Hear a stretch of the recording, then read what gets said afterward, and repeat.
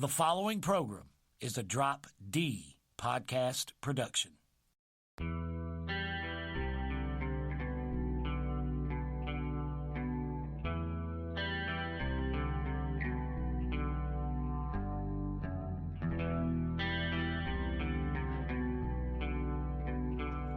Darkmyths.org and Neapolis Media Group proudly present to you the Lone Gunman Podcast, featuring your host, Rob Clark, where research comes to shine and myths come to die. Stay tuned. Be right there.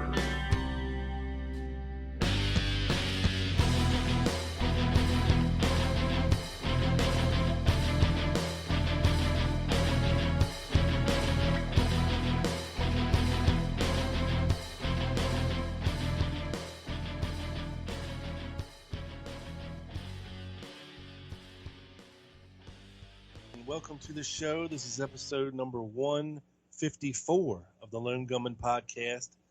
And with me today, a guy that I've not had back on the show in a long time. You've been clamoring for him, Mr. Carmine Savastano. Welcome, sir. Hey, man. It's good to be back, Rob. It's good to hear your dulcet tones again on the airwaves, my friend. Well, I appreciate that. I'm always glad to come back to your show, and I'm glad that, you've been putting out new shows. Everybody seems excited. Yeah. Check this out, man, real quick before we get started. I just want to read an email that I got from a listener, and it made me feel good. So I'm just going to read it and share with everybody. I won't say who it's from. I don't want to embarrass them or whatever. But it says, "Hey, Rob, long time listening to your podcast. I'm glad you're making new ones. You have good viewpoints, interesting opinions, and good guests that illuminate issues within the official story. I decided to write after hearing your podcast with Sean DeGrilla. Even though you have a different opinion on the assassination than Sean, you were very respectful, which is a lot more than all other CTers would be. As you have pointed out many times before, even those who are on the same side, conspiracy, are disrespectful if they don't 100% support their theory. Nice to see and hear. All your thoughts on Frazier have opened my ears and eyes to his duplicity. Before, I only thought of him as the guy who drove LHO to work occasionally and never thought he was lying or why he would. Thanks to your podcast, I now have a different opinion of him. I listen to many JFK podcasts, and yours is my favorite because of your guests, your well thought out and researched thoughts, and your tone, which is never arrogant, smug, or condescending, which is a rarity. Hope you keep up the awesome work." What do you think about that, Carmine? That's great. I think that hopefully we'll get more shows like that. I think he is right. It is rarer than what is the norm. And, some people, if they follow us in the Facebook groups, they'll see that I commented on your last show with DeGrillo, as we're going to hear later, that I totally disagree with both him and Mr. X. But at the same time, I can respect them. They are allowed, like we all are, to have our opinion. They can be wrong, and we'll discuss that, but that doesn't mean they're bad people, and that doesn't mean that they should be condemned because they disagree. No one should be, and that's one of the problems in the JFK community, which I think we might also get into later, is that you do have some people, I don't blame all people, there's a lot of good people, but some people do nothing except complain about other people. They don't contribute to the cause. They don't make any progress for anyone. They just complain all day. That's basically, they've taken up the tact, I suppose, that instead of actually contributing to the case and making some sort of progress, they're just going to complain about the people who do try. Right, or just cheerlead their favorite theory. Yeah, and to the exclusion of evidence. Exactly. And that's why I put these guys on the air, because they put forth an effort that I figured, needed to be at least heard. And if you agree, great. If you don't agree, great. If you agree on some things, great. If these guys, both these guys we'll be talking about today, and we're not here to bad mouth them per se. It's just a matter of more of a correction type thing. Well, and like I said, I think I don't know them. So as people, I'm sure they're fine people. But what we do know is what evidence we can present and what the differences between some of the claims and the reality of the evidence. Right. So, and then we can make mistakes, but it's also correcting the mistakes. I think that a lot of people are unwilling to do. That's the big problem. Right. And just like yourself, probably, I know that I have been wrong about a ton of shit throughout the years that I once held as gospel. And the more you look into things and the more you research stuff, the more you realize how wrong you are on a lot of things that you thought to be true. Yeah. And that's, for anybody not familiar with it, that's basically the scientific method, trial and error. That's what you have to do. You have to go through, and I think that the best, and this is just my suggestion, but the best thing to do is never be skeptical of everything, whether it's pro-commission or anti-commission. Be skeptical of every source. Be skeptical of all documents until you've seen them for yourself. Don't accept other people's interpretation. Don't let them tell you what it says to the exclusion of what it actually says. That's the big difference, is that you're gonna meet a lot of people who say things, and then you're gonna meet very few who can prove what they say. Right. And you're gonna come across people who will tell you things as though they are gospel and fact, and they might sound very convincing on the surface, but the more you dig, it becomes easier to just pick their arguments apart. Like, for instance, and I'll pick on him because he deserves to be picked on. Jim Fetzer. Okay. He has dedicated a lot of his life. $1 billion man. He has dedicated a lot of his life and time to investigating conspiracy theories, which I can respect. Okay. I got it.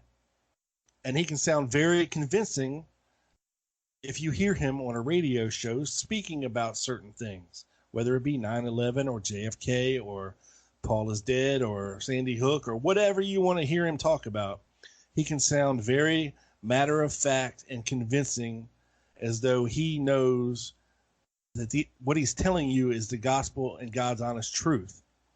When in fact, if you just dig a little deeper on a lot of what the man says, you can prove pretty easily that what he's probably 75% of the stuff he's saying is just pure garbage, and it's not true at all. There was not 13 shots in Dealey Plaza. Okay. The limo did not come to a complete stop, but if you hear him talk about it, he goes through his spiel, and George Bush was involved, and he was on the second floor of the Dowtex building running a hit crew and blah, blah, it's people can get led astray very easily, when it comes to, because there's a lot of people researching, the JFK assassination in the past, and right now, and in the future, there's going to be more, and it's going to be very easy to be led astray. And you must, as Carmine said, research things for yourself. Research a claim somebody makes, before you turn around and become another mouthpiece for something that is not correct. And all we're after is the truth. And the easier that we can make that happen without clouding the waters is going to benefit everybody. Yeah. That is, for some of us, the ultimate goal. And then that's the thing is, ultimately one of the big questions is, some of us want this to end. Do these people want it to end? And I would say the answer is no. Because if it ends, they stop getting attention. They stop making money. They stop having influence in public. They're just somebody else. Right. But those of us that research all of history are okay with that. There's other cases. We don't have to do JFK till we're all dead. We can try to solve this and move on. Right. There's a reason people don't research RFK like they do JFK. Okay. Because there's just not as much going on. There's not as much involved, and it's relatively easy to prove. Depending on what book you read. Well, true. But there's just not as much intricacy. Okay. Yeah. As there is in the JFK assassination, as there is with the RFK assassination, or even the MLK assassination. Now, people do research those, but it's not to the level that the JFK assassination has been gone about. There's just so much there to go through, as opposed to the other two that you can spend a lifetime doing this and never ever satisfy your curiosity as to what in the hell happened. And there's people that have dedicated their lives to this and have passed away never knowing the full truth. There's people that think they figured it out, along the way. But and there'll be more of those. And there will be more of those, That's why we have God knows how many books on the JFK assassination, And the reason that these guys reached out to me is because I've put it out there before. Hey, if you got an idea or you've been doing a research on your own and you want to get it out there, contact me. And if I think you got something to say, I'll put you on the air. I think, and look, Mr. X, I know how, people come across like, all right, this guy's a kook, but he had a lot to say, and he was a very fast talker, and he was hitting point after point after point after point, very quickly and running through a lot of time and a lot of topics. And, some of it, I think, and he's fairly new to the JFK research scene, maybe have only been doing it for like a year or so, and the amount of stuff that he managed to gather in a year is pretty staggering. And I'll give him that. But again, you're going to get some things wrong. And that's what we're going to talk about today. We're going to talk about, just where the truth lies in parts of these things. And we'll get to Sean DeGrilla too. We're not going to leave him out. I tried to be as respectful as I could to both guys on the air because I believe, they're my guests. I invited them on the show, and they're here for a reason. People that listen to my show aren't just conspiracy theorists. I have a lot of lone nutters that listen to as well, because I'm not biased one way or the other. If you have a good argument on either side, I want to hear it, because it makes me think about stuff too in a different way. And it makes you, conform. Okay. So if, for instance, if the lone nutters on here telling me, okay, well, Oswald died in a closed fist salute, and it means this and it means that, and you see the pictures, and you never really heard this analyzation before of this, it kind of makes you think, okay, well, here's a picture of him dead on a stretcher with his hand closed in a fist. What does it mean? He was just in pain? Does it mean it was a big fuck you to the end? Does it mean white power? I mean, what was it? Yeah. It could mean a lot of different stuff, but you never really think about this stuff before. So I like having different people on to talk about different things, and it just adds to the story. There's more stuff for us to figure out. But I know people wanted that to have you specifically come back on this show. Requested by name, huh? You were requested in many forums, sir. So I thought, who better than to come back on and kind of set the record straight on some of this stuff than my old buddy Carmine. Somebody said Beetlejuice too many times. Yes, Carmine. Here he comes. Yeah, and that's why, I said in some of the groups too, a tepid response most of the time, that I agree with you having people from both sides on. It's important. We should do it, whether or not you agree with them. And for people who would say, well, why would you give them a platform? Well, yeah, you're giving them a platform, but you know what else you're doing? You're giving them rope. You're giving them lots of rope to hang themselves, because they're going to say something that's going to hang them. Exactly. And I think people are smart enough that when they listen to these people that have, whatever their agenda is, to come on the show, that people, I'd like to think that my listeners are smart enough to figure out on their own who's, where the guests are wrong, or where they may not agree with them, or where they have the facts wrong. And I will point out some stuff along the way as well, but I'm going to do it in a respectful manner. I'm not going to be rude to my guests by any means. Yeah, there's no point to that. Yeah, unless they're just a total douche. Yeah. you know, but thankfully I haven't run across that yet. And, but yeah, so let's get into some of the stuff, Carmine. Okay, so, where to begin? I guess we can pick on Mr. X first. Nice. Sorry, Mr. X. Some constructive criticism. Yes.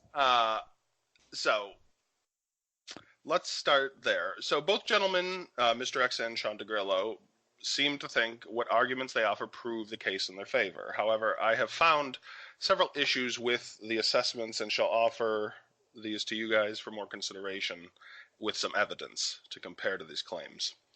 Actually, if you don't mind, I'll do a real quick one from DeGrillo.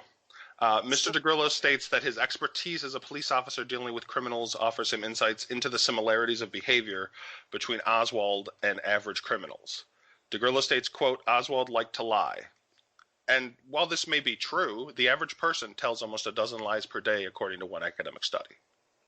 So even if Oswald did like to lie, apparently we all do. Right. Yeah. So that's, deception does not, it's sort of like a correlation causation thing. Deception does not mean murder. It means he's a liar. Right. And it's not necessarily a bad thing because, you might have people you work with or go to school with that ask you stuff that's really none of their fucking business. Yeah. And you don't have to be truthful to people like that. Okay. I can lie to them because they don't need to know what I'm doing. You know what I mean? Yeah, the right to privacy. And I understand that it's more suspicious for DeGrillo because of the circumstances Oswald's under, and he could be lying. And I don't even, I say, I don't think that he's totally innocent like some people say, and I don't think he's totally guilty like some people say. I think he's involved in some manner. And that he could be being deceptive, but that doesn't mean he's a murderer. Right. And I think you and me are unique in that is our viewpoint, and it puts us on the fence. Yeah. For some things, because I can look at something and say, okay, you can't totally exclude the dude from knowing what the hell was happening. But he knew something about something. Right. But and on the other side of things, I can't put him in the 6th floor window shooting the gun either. Yeah. So, well, neither could they. So, it comes down to that's where we're still at. So, and we're just after the truth, whichever side it may lie. If it comes out, somebody took a picture that, is found next week of a clear photo of Oswald in that 6th floor window with shooting a rifle, then, well, fuck me running. Oswald's guilty as shit, and there you go. Game's over. Well, and unfortunately, now we have to worry about deep fakes. Right. That picture might come out, but it might be a fake, which is why, personally, unless they got videotape or audio of it being walked to a place, and I can track that thing all the way to modern times, I'm not going to believe it. I personally see people arguing all the time in the groups about these online pictures, and they prove nothing. There's no chain of evidence. How can you prove where that came from? That's just some picture. Unless you have the original, it doesn't matter. Right, especially not in the past 20 years of everybody's a Photoshop expert. Yeah. So it's like, anyway, yeah. So there's that problem, and it's funny to me because we do see what Mr. DeGrillo is doing is what a lot of officials did, and they're criticizing, rightly so, some people that support conspiracy for making leaps and speculations, but they're doing the same thing. They're leaping to get to murderer from liar because that's what they want. Yeah, and I think some of it too, and I didn't say it in the podcast or to him specifically, but when he's talking about Oswald's mother and Robert Oswald visiting him in the jail and not really believing that this is their brother or their son, or you got to remember, okay, they really didn't have any contact with Oswald for many, many years. From the time he was 17 till he was 23, 24. Mm-hmm. You're talking about 6 or 7 years where you might have only seen the guy once or twice, and that's when people enter adulthood. That's when people change. That's when their physical traits change, their mental traits change. Well, yeah, and I think any person could look at a picture of themselves and see between those ages how different you look. Well, yeah. I mean, so yeah, if your brother, okay, your brother left when you were what, 14 or 15 and entered the Marine Corps, and then you enter the Marine Corps when you're 17, and then you exit the Marine Corps and you head straight to Russia for 2.5 years, and then you come back and go to Thanksgiving dinner, and the next time you see somebody is sitting behind a jail cell. How well do you really know them? At that point. Yeah, it's well, and we know, just from this is just little anecdotal evidence, but Zach Gendro, he's a photographic analyst, and he has even done cases where people in the family of the person that they're trying to identify has misidentified people at different points in their life. Well, yeah. So that's going to happen. There's going to be different pictures that aren't familiar to some people, or you're going to look different in real life to someone you haven't seen in a while. I think we've all done this, so I think it's totally reasonable to think that. All of us have seen someone years later and they look totally different. You can't sometimes not even realize it's them. Right, and to not have any contact really or any interaction with somebody for that long, and then all of a sudden to be thrown, okay, the stress, the situation, he killed the president. The president, that's the allegation. Like, who in the hell is this guy, And that's why, he told his brother, hey, you're not going to find anything here, Like he was probably looking at him trying to figure out what the hell's going on, and why he might have not had, he really didn't know all the intricacies of Oswald's life in those 6 or 7 year span to really understand where the guy was at mentally, Yeah, he was a different person. He was, and they didn't know him. Yeah, and that's totally reasonable. It doesn't have to I think people are taking it too literally. Right. When they say he was a different person. Not he was a different person like he was a totally, like, a copy of him, but he was not the same person they knew when he was young. Right. You don't know when he's being a smartass. You don't know when he's joking. You don't know when he's lying. You don't know when he's telling the truth. You don't know when he's just giving up. You don't know if he's just in a bad way. There's a lot of things that could happen. Yeah. You don't really know, where mentally he is right at that point and take it and analyze it correctly. Yeah, and if they thought that he was seriously not Lee Harvey Oswald, they would have said that is not Lee Harvey Oswald. They wouldn't have said different person. Right. I think if they really believed it wasn't him, they would have been more specific. Correct. Yeah, I just think they were more referring to, like, they don't really know who this person was. That could be, a communist. He's been brainwashed by the Cubans, or right. Of course, for people like us that see the bigger picture of, of him leaving the Marine Corps and heading straight for Russia, there's something fishy there, I think. Anyway. Oh yeah. That he was possibly being used either knowingly or unknowingly, to get behind enemy lines at the height of the Cold War. And, I've said it on the show before, and on, I think Marina was doing the same thing for Russia.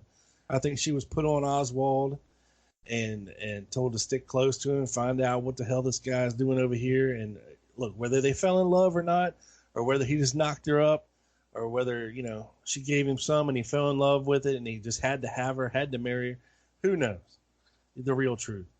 But I think she was put on him, initially as to find out exactly what the hell he was up to. Well, and that matches the pattern. Yeah. That matches the pattern because some research that Malcolm Blunt and Bill Simpich and I did because what was it? I think it was like 2016 or 17. I'm sure people from our old episodes have heard of the pseudonym Thomas Cassison. Basically, he was a Soviet Russia division officer that was interested in Oswald because he noticed him linking to a pattern. So throughout that research, we identified him as this guy, Jacques Richardson, and Richardson talked about a dozen other cases where they saw men come from Western countries, marry Soviet women, and then once they went back to their homeland with the woman, she would divorce them and basically go to sleep like a sleeper agent and wait until orders came. And that's totally within the realm of possibility for Morena. But a lot of people, they do the same thing with her that they do with Oswald, like they're hands off. Like, you can't criticize them. No, they're just another person in this case. They're not special. If there's something strange about them, we have to investigate it. And I think that some good investigation has not occurred because people keep picking these favorite witnesses and trying to protect them. Right. And I think the FBI in particular was on to Marina. I mean, you see Hosty going to Ruth Payne's house, frequently before the assassination. They really weren't worried about Lee. They were talking to Marina, and that's allegedly why Lee got pissed off and went down to the FBI headquarters there in Dallas and threatened them. And wrote something, depending on which version you believe. Leave my fucking wife alone, or whatever. But he could have been duped as well. And we see the quick disintegration of their relationship as soon as they come back to the United States. They're quickly separated, and if you believe Ruth Payne had a hand in that as well, like I said, there's so many things you can go down through here. But, I think the CIA knew all about Oswald, and well, I think definitely a lot of the organizations knew, and they were interested in him. The question was, what the hell was Marina? Whether she's just this innocent Russian woman who's, now has 2 kids, or what is she going to do in the future? And they were making sure that this wasn't some kind of sleeper agent, like you said, I'm sure. Yeah, and that I think that's highly improbable based on all the evidence we have. I don't think that it was a Russian plot. I know a couple people still push that one because my problem with it is that to believe that it was a Russian plot, you have to ignore a lot of evidence. And to believe that it was a Russian plot, you have to ignore that that's exactly what the CIA and the military wanted. Well, yeah, I agree. And so we have to assume that what they wanted exactly happened, and I just don't. That's highly improbable that they would get exactly what they wanted after failing so many times. Yeah, I can only imagine the Russians' reaction to the Kennedy getting assassinated, and Oswald is the suspect. He's arrested, and their honeypot agent is now his wife. His wife. Yeah. They probably told her, look, just lay low. We're, cut all ties. We're done. Live your best life. Don't call us ever fucking again. Yeah. Oh, yeah. Well, and that's, not exactly, but close to that happened in parts of the Soviet Union and in Cuba. Like the DGI, as soon as they heard that he got assassinated, they're like, pull everybody out. No one show up to any meetings. Nobody do anything. You find out if anybody had anything to do with us, and you send them to them if we did. Yep. Because they were scared. Because that's what could start a nuclear war. That's the exact sort of thing that can start a nuclear war. And I think that's the crux of the reason why we're still trying to figure this shit out to this very day. And a lot of the reason that we probably never, ever going to know the real truth about what happened. Well, it's the national security argument, and I don't think that it stands up anymore. No, it doesn't, but they'll hold on to it to their dying breath. Yeah. This is going to be – I'd love to see it come out during our lifetime, but I've told some of our friends, don't count on it. Yeah, no. It'll never come out. Not by their – well, it won't come out freely of their own will. We'll have to pry it from their hands like we do everything else. Right. Exactly. And now they have more power than ever. So, yeah. I mean, they have, a blank checkbook. They're not held to the same. I mean, even today, the CIA is not held to the same standards that they were trying to hold to them in the late 60s and early 70s, and they're not under the scrutiny that they were under back then either. It just seems like now they just have free reign to do whatever the hell they want to do, basically. Luckily, there's enough incompetence in charge. I'm not. Right. They're too busy arguing about dumb things, apparently. Right. Like going to, starting regime change wars in countries we don't need to be in. Right. But, you don't see the congressional committees like the church committee. Yeah. You don't see that anymore. You don't hear your congressman talking anything about CIA budgets or overruns or anything like that anymore. And it's just it's out of the average American's purview. I think something that was kind of chilling that people might have seen was, you remember back when Trump started, I think earlier in his presidency, he started insulting the intelligence community. I think it was over Russia. Right. I can't remember. Yeah. And then, who was it? Chuck Schumer came out later in a statement and said, "You better watch yourself. You don't want to mess with those people." So think about that for a second. Right. A congressperson told the president not to mess with the CIA. Right. You don't want to go. I mean, they look, since the 60s and 70s, they've done nothing but grow and grow and grow. And we know all the bad shit they're involved in. We know they're behind all the drugs coming into this country. We know they're behind all the wars that we're fighting now, and the alleged suspects and Al Qaeda and ISIS and all this other horse shit going on. And they certainly played a role in a lot of the problems. They're still going on through, untethered, unchained, and really, like you said, they're pretty much their own entity. They do what they want. They don't have to answer to anybody at this point. Yeah, unfortunately, there's, on paper they do. Right, on paper. But effectively, in some cases, they don't. You don't hear about it anymore like you used to, Yeah, or they just don't tell them. Right. They just compartmentalize it, and maybe you'll hear about it years later. Anything anymore. NSA, Snowden, WikiLeaks, Assange is arrested now, and it's just under the Espionage Act, which is, they went real old school. that's like World War I era. I know. Anything to catch them, I guess, but it's just it's unbelievable how much certain parts of our government get away with unchecked, and people just don't give a shit anymore. It's so much information. I think it's the information overload, and unfortunately, we're distracted. There's just so many inputs of information. Well, and our government is so corrupt at this point. It's just the average American, including me, just feels like, hey, there's nothing I can do about it. We don't have a voice anymore. Our elected, so-called, in quotes, elected officials don't do shit about it anymore. And if they do, then, hey, so-and-so got in an accident in a plane crash, okay, all right, next, Yeah, people slip in their jail cells and banana peels. What are you going to do? Yeah, I mean, if ever there need to be an instance where the term conspiracy ever existed in anything, it is the fact that Jeffrey Epstein was allowed to, quote, commit suicide in jail. Okay, I don't know how you feel about it, but to me, for that to happen, and I'm not saying he did or he didn't, or he was suicided or he wasn't, I don't know. But for that to be allowed to happen, for him to be allowed to be taken out, if he was taken out, I mean, it just seems awful damn.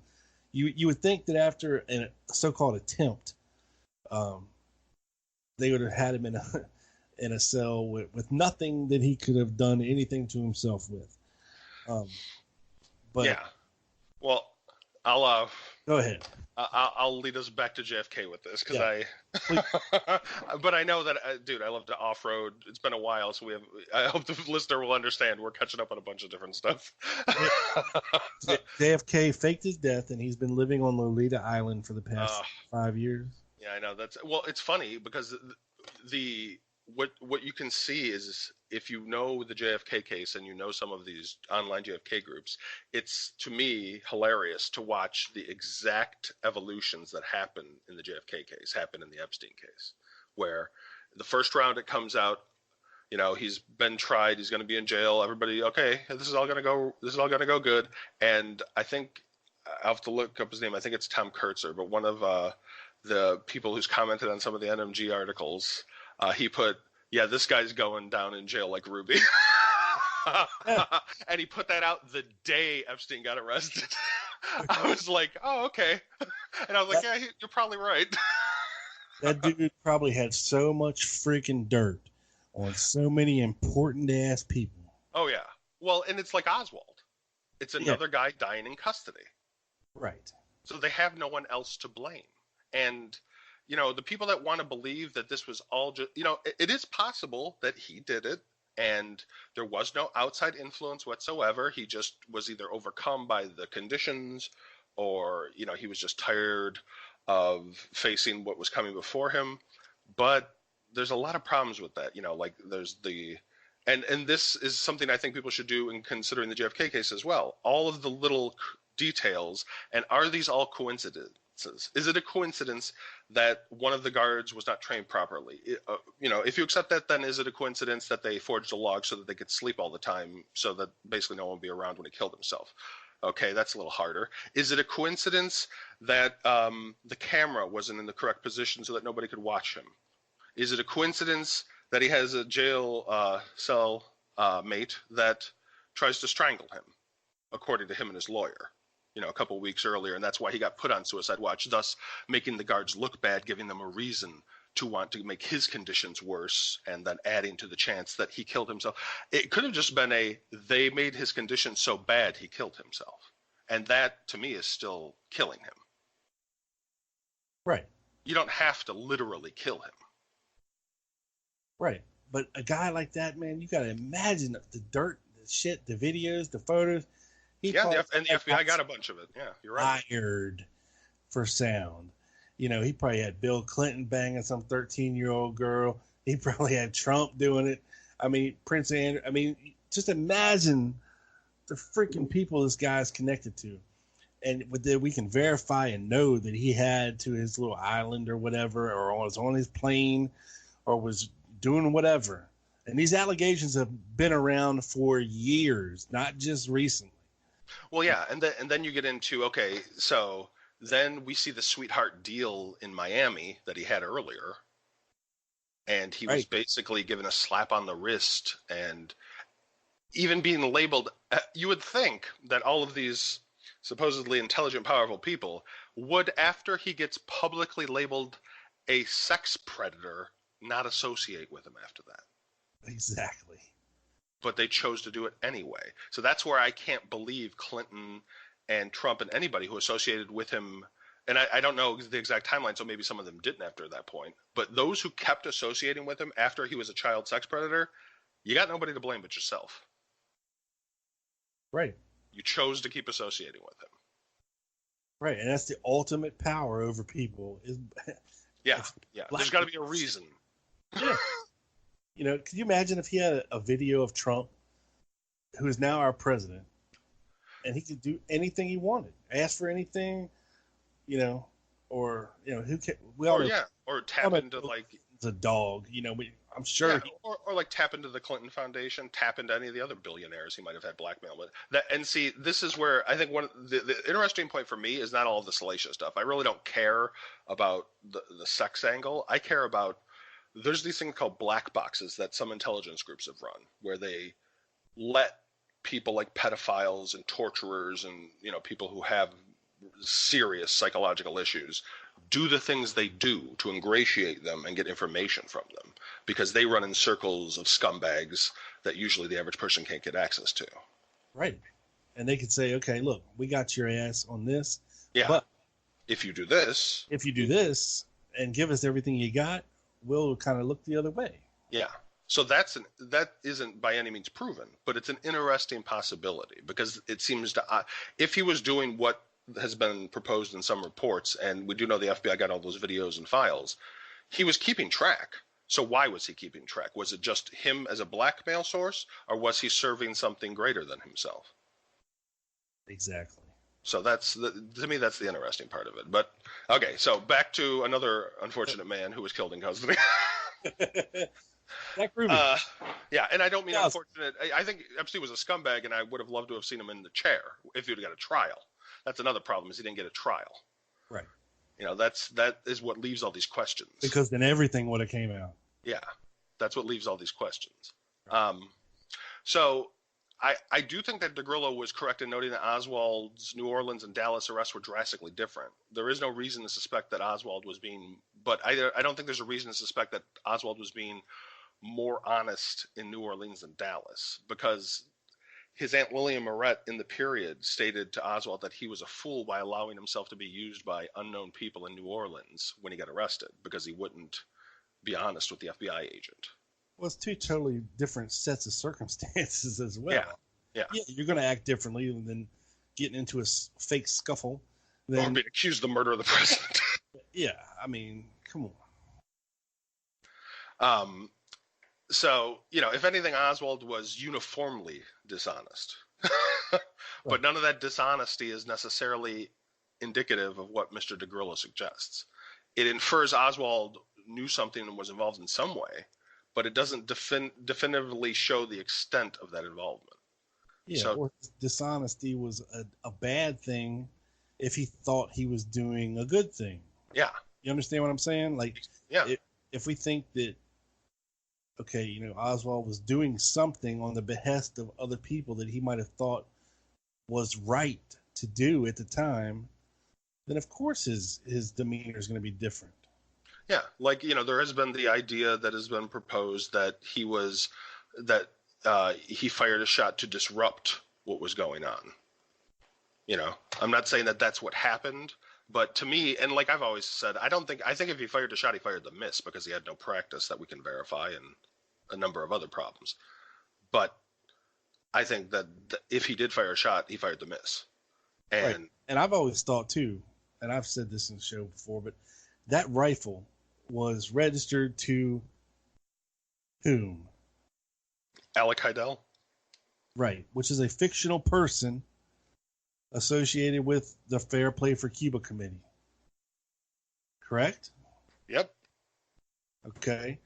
So if this rifle was found and tied back to Alec Heidel, who was then tied back to a Fair Play for Cuba Committee, being a Castro supporter, and it didn't go any further than that, if they never found out that Lee Oswald had used the pseudonym to order the gun, then it would have been blamed on this fictional Castro supporter. You know? Yeah, which incidentally was also what Richard Kane was telling officials months before, that there were extremist Cubans in Chicago from the Fair Play for Cuba Committee meeting to assassinate the president. Yeah. So it's interesting that these not connected groups all seem to be hearing that, the officials are going to be worried about the FPCC soon and not the mafia and other groups. Right. And then the question becomes, okay, well, did Oswald think of this on his own? Or was he told to do this? Hey, create this persona, this false persona, order a gun under this false persona, and then eventually we're going to use that rifle, to change Kennedy's mind about invading Cuba and finally doing the right thing and not being soft on the communists. Yeah. I mean, they could have gone so far as to say that the plan is going to fail. Right. Just shoot to miss, or Yeah. Or even if that gun never shot at all, they could have said, okay, we're going to have shots going off. That gun will be found. It'll sound like it's coming from the building. Nobody's ever going to know, but that gun's going to be found. It'll be blamed on a Castro supporter, and that will change Kennedy's mind about invading Cuba. Which a lot of people wanted him to do, especially the far right and these anti-Castro Cubans. And the military. And the military. So I think that's a plausible possibility as well. Yeah. It's. I think people, unfortunately, in that instance, they're reading too much into too little. Right. They think that it's just going to be this one little thing. As much as I disagreed with them, I had a debate at one point with the late Gary Mack because he had that picture of Oswald getting dragged out of the theater. And, all the police are smiling and Oswald's screaming and he's pulling away and everything. And his argument was that, that is another piece of proof that Oswald did it. Why would an innocent person act like that? Well, if you're being falsely arrested, you might act like that. Right. You might be a little pissed off. Yeah, you might not be willing to go. Innocent people get mad. Or people who are involved but didn't kill anybody still get mad. Right. Because you know that you're not guilty. And one thing I wanted to point out too, when I was talking to DeGrillo about the arrest in the Texas theater, he made it sound like the cops went in there and they focused directly on Oswald, and he knew the gig was up. Well, that wasn't how it went down. You know what I'm saying? Yeah. The cops went in there, but before the cops even went in the theater, Oswald, according to interviews with people that were in the theater, that he was getting up and moving and sitting down next to different people in the theater. And once the cops came in, you have them coming from different directions, from the front door, from behind the screen, and they were going row by row, talking to different people and making sure that, hey, who are you? What's your name? Da da da da da. They didn't just zero in on Oswald and go after his ass. They worked their way to him. Yeah. Well, they had no way of knowing. All they had wasn't it? All they had supposedly was just Brewer saying the lady. Yeah, the lady, and then he noticed a strange guy, and the lady said this guy didn't pay, but there was no name. Right. They didn't know who they were going after. And then to say, Oswald, I guess the gig's up now or something, and pull his gun out and try to kill a cop. Yeah, I think there might have been some creative writing done between what happened and now. Right. And we can only go on speculation for that because all we have is, one Nick McDonald's account of things, of the way things went down. You don't ever hear, because, shocker, the list of people who were in the Texas theater. We don't really know the whole list. I mean, we might know one or two people, but we don't know exactly from their perspective what happened in the theater. Yeah, don't worry. We don't have a complete list of people who were in the depository either, so. Including the reporters who moved the scene around before the FBI got there. Right. So there you go. Yeah, so I wouldn't take, and that I think is perhaps one of the big problems with people who support the official side. They assume officials are correct and have all the evidence. They don't. They're lucky sometimes if they have half of it. Exactly. It's even the same on our side. Yeah, we do a lot of speculation, but when you do that, okay, yeah, you got to do it based on the facts that we can prove and the facts that we know. And we're guilty of the same thing as they are, of course. But if we say definitively, that's why I try never to say definitively. Right. Just it's our idea. Could be right, could be wrong. Here's the evidence. Make a decision.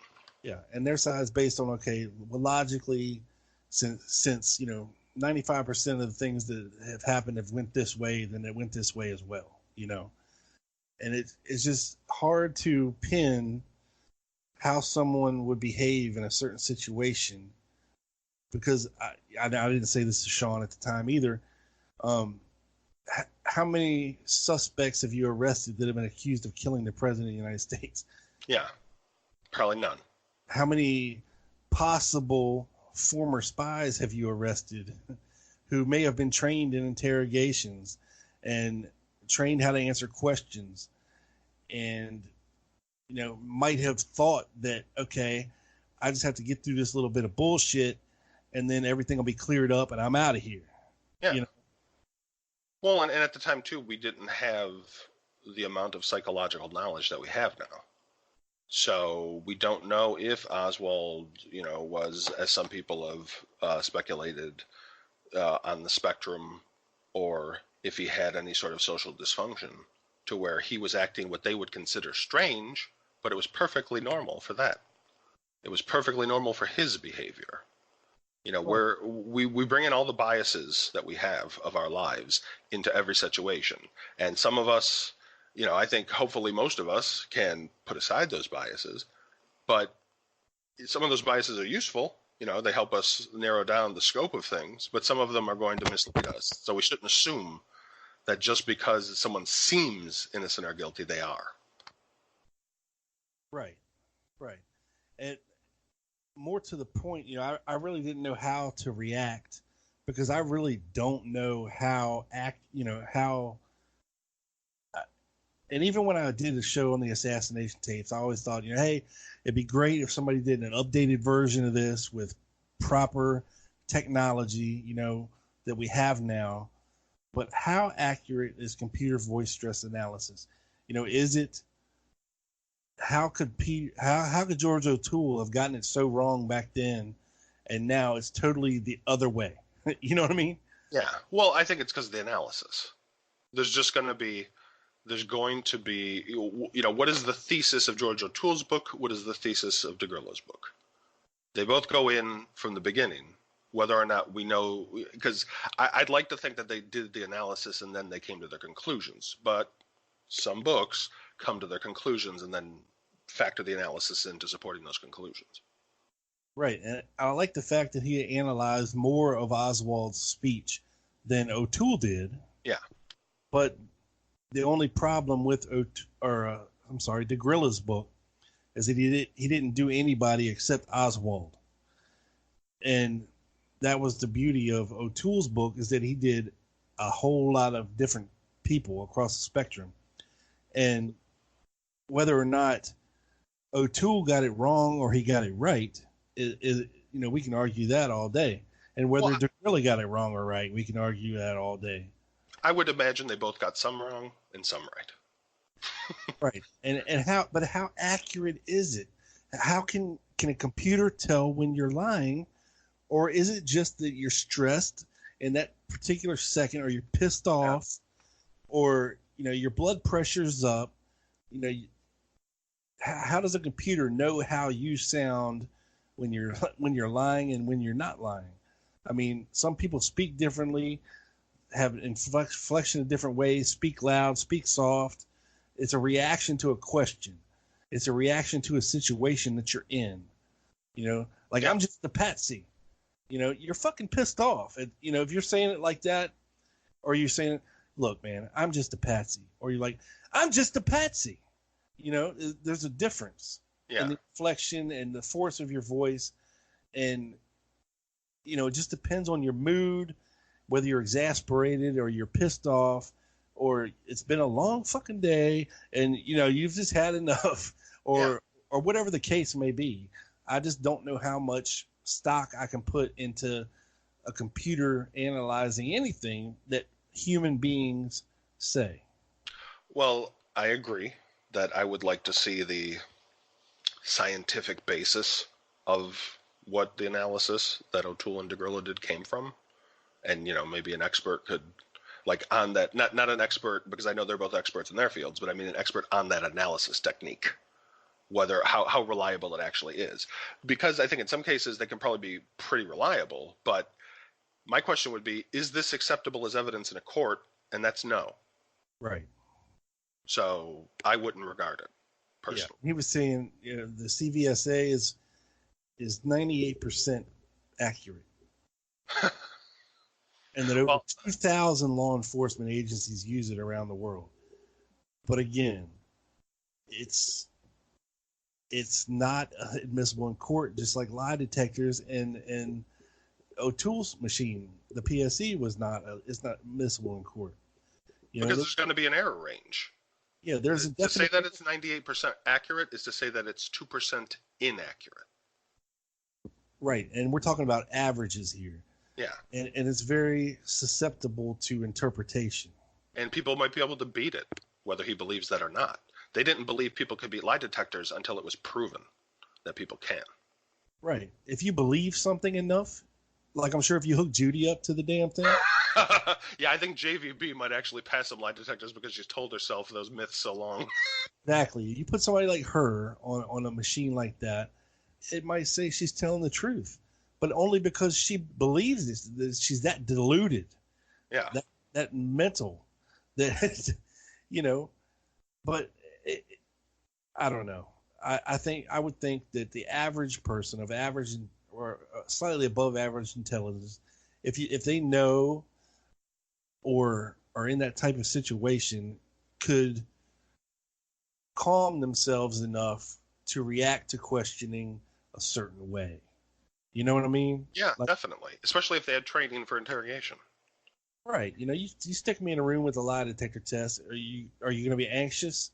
Yeah. You're going to be like, what if this thing is saying I'm lying, but I'm not? Or yeah, no, I agree. But if you've been trained, hey, look, this machine reads your heart rate. It reads your perspiration on your skin. It checks your contractions on your breathing. Yada yada yada. Then you can sit there. You could calm yourself down, do some deep breath techniques, concentrate on something else. Think about baseball and just kind of barely acknowledge their questions, barely answer. You could probably pass it. Am I an expert? No, but I one of the things, put all my eggs in that basket. Yeah, no, and I think that is the proper way to do it. We should have multiple sources from multiple different types of evidence if we can get them. You want as much as possible, and to rely on just that one thing is a mistake. And something to consider is, as far as lie detectors, I don't know about the machine that Mr. DeGrillo and O'Toole used, but with lie detectors, there is no standardized questioning method. Think about that. They don't even agree on what the acceptable questions are to ask, so everybody asks different questions. So you can't formulate a control group. And that's why it's not admissible in court. Because if you don't have a control group, you can't compare it to anything. You can't say it is accurate to 100% because everybody doesn't even... You have to have standardized testing, first of all, if you want it to ever get into court, so that any person can do it and it has the same results. Correct. Yeah. So as far as DeGrillo's book goes, it's very open to subjective interpretation, and whether it comes down to the computer side of things or his behavior in certain situations, it's very subjective analysis, in my opinion. It could go either way. If you're a lone nutter, you could read his book and think it's the greatest gospel ever wrote. If you're a conspiracy theorist, you might say, okay, well, you might say what I'm saying right now, which is it's very open to interpretation and very subjective. Yeah, and that doesn't mean that it's wrong. Right. And it doesn't mean that it's all wrong, but it's not definitive. It's not definitive. Yeah. And it's not going certainly to convince me just from that. Yeah. And it's certainly not the basis of establishing guilt. No. So let's shift gears here. So, yeah, Mr. X. And get to who everybody wants to talk to. Okay, so talk about. Sorry, it's fine. Mr. X. So he claims that Alan Dulles and James Angleton, while in the OSS, collaborated on nefarious plots that would lead, according to him, to the Kennedy assassination. Just for this timeline, people need to understand the OSS occurred during the 1940s. It started in 42 and I believe went to 46 till it was dissolved. So he's saying that Alan Dulles and James Angleton, from the mid-1940s, as minor figures, were collaborating and then eventually would take part in the Kennedy assassination. So keep that in mind. So the first thing that there's a problem is that Dulles was in the secret intelligence branch of OSS, while Angleton worked in X2, or the counter-espionage branch. And these are two separate entire branches. They would have no reason to come into contact. Dulles was stationed in Switzerland, while Angleton was located in Italy. And they weren't close personally before this, nor did they possess extensive time for developing friendships across Europe during that period. So if evidence can be produced to demonstrate that they somehow did know each other and were working together during this time, I'd be happy to review it. But until that occurs, there's no reason to make these assumptions. And without them, no reason to believe all the later stuff that relies upon them. Right, and that's just to believe that in its infancy, okay, the newly created CIA was a tool or an extension of the these two guys in the OSS. The Nazi intelligence network. The Galen network somehow. Yeah, it's an extension of that, and that everything branched off from that. Including the new Mossad and the new CIA and yada yada yada, whatever else you want to throw in there. And that's just not what happened. and they all had lunch together, and they all hung out together, and all brainstormed together. No. Yeah. No. No. They weren't even in the same country. It was very compartmentalized from the get-go as far as secrecy and need to know what everybody else was doing. And at the time, see, what the problem is that I think Mr. X is looking at it from a very modern perspective. In modern times, yes, Angleton and Alan Dulles are these large looming figures, but then they weren't. Then they were just earning their bones in the intelligence game. Right. They wouldn't actually rise to, Yeah, not to the like the late 50s, early 60s, or middle 50s, early 60s in Dulles' case. Right. And their game was the same no matter who would have been president. They were doing what they wanted to do back then. And it wasn't until we had a president like JFK who was questioning what the hell they were doing and their methods. Did we see any definitive kickback, if that's what you want to call it? Yeah. Well, and that's why, there's a lot of reasons why not to support it. But one of the reasons I don't believe, beyond his own personal flaws and the mistakes he made, the reason why Dulles, I don't think, had anything to do with it is because, directly with the assassination, is because, one, he had so much to lose. His family was rich and powerful. There was nowhere further for him to go up. So he could only go down. So he could only risk everything on a plot that might work? I don't think so. I don't think so because he had other things to protect, like the assassination plots he had made. To me, that explains a lot more his actions than that he was involved in any sort of nefarity. He was removed from power essentially in 1961. Right. So that's what people try to say, well, that he wanted revenge. Okay, if he wanted revenge, there were other ways he could go at JFK. Do you really think that he's going to try to, now having lost his power, make people do things for him? What benefit to them was there? They were just so loyal, they were going to do it anyway? No. Why would they risk everything they have for somebody who's not in power? Right. You can translate that to your friends, okay? Yeah. Even your best friends, okay? Yeah. Your best friend all of a sudden is not your friend anymore, but they call up one day needing a favor, a very big favor like that. What? Are you going to risk everything? Are you going to risk your life, your family, your livelihood to help a friend out that's not really your friend anymore? No. Yeah. And people assume that they were friends. Most of these people weren't friends. Most of these people didn't like each other. They were competitors. Yeah, and they had different departments. They were different methodologists. Angleton had his own methodology, when it came to what he was doing, as opposed to Dulles. Well, and I think the biggest reason I feel the same way about Angleton that I do about Dulles as far as any complicity. I don't think Angleton had anything to do with it either. And the reason why I don't think Angleton, I think it's more direct than Dulles, because I think with Dulles it's just a number of circumstances and evidence that supports that. But with Angleton, he actually said in a secure testimony to Congress that a door should be left open. The investigation on JFK should continue. Why would he say that if he's a conspirator? Exactly. And did he know more than he told us? Probably. Oh, yeah. I'm sure he knew a lot more. But I'm sure he was also, if you don't assume he's part of the plot, he might have been scared because he didn't know who did it. And if they do it to him, if he started talking. Especially if they had him in active, duty, sending him to Russia, and it could be tied back to them somehow. Yeah, well, and I think that's one of the big reasons. Is everybody who didn't want this tied back to them, and it was. Because Oswald had been touched by so many different people, and he had come across so many radars that everybody looked guilty. And that's maybe what the conspirators relied upon. Maybe they knew that nobody would want to be connected and everybody would just cover everything up and they wouldn't have to do anything. Right. And like you were talking, and like Michael Blunt has said, that the key is Oswald's 201 file. They would have had a file on him as soon as he defected, and they didn't. And that's, well, not officially anyway, but it certainly veers from normal procedure. Correct. And it makes you raise an eyebrow and be like, okay, well, something's fishy here. Yeah. Well, and why did all the CIA files get destroyed, but we've gotten NSA copies later on in some of the new releases?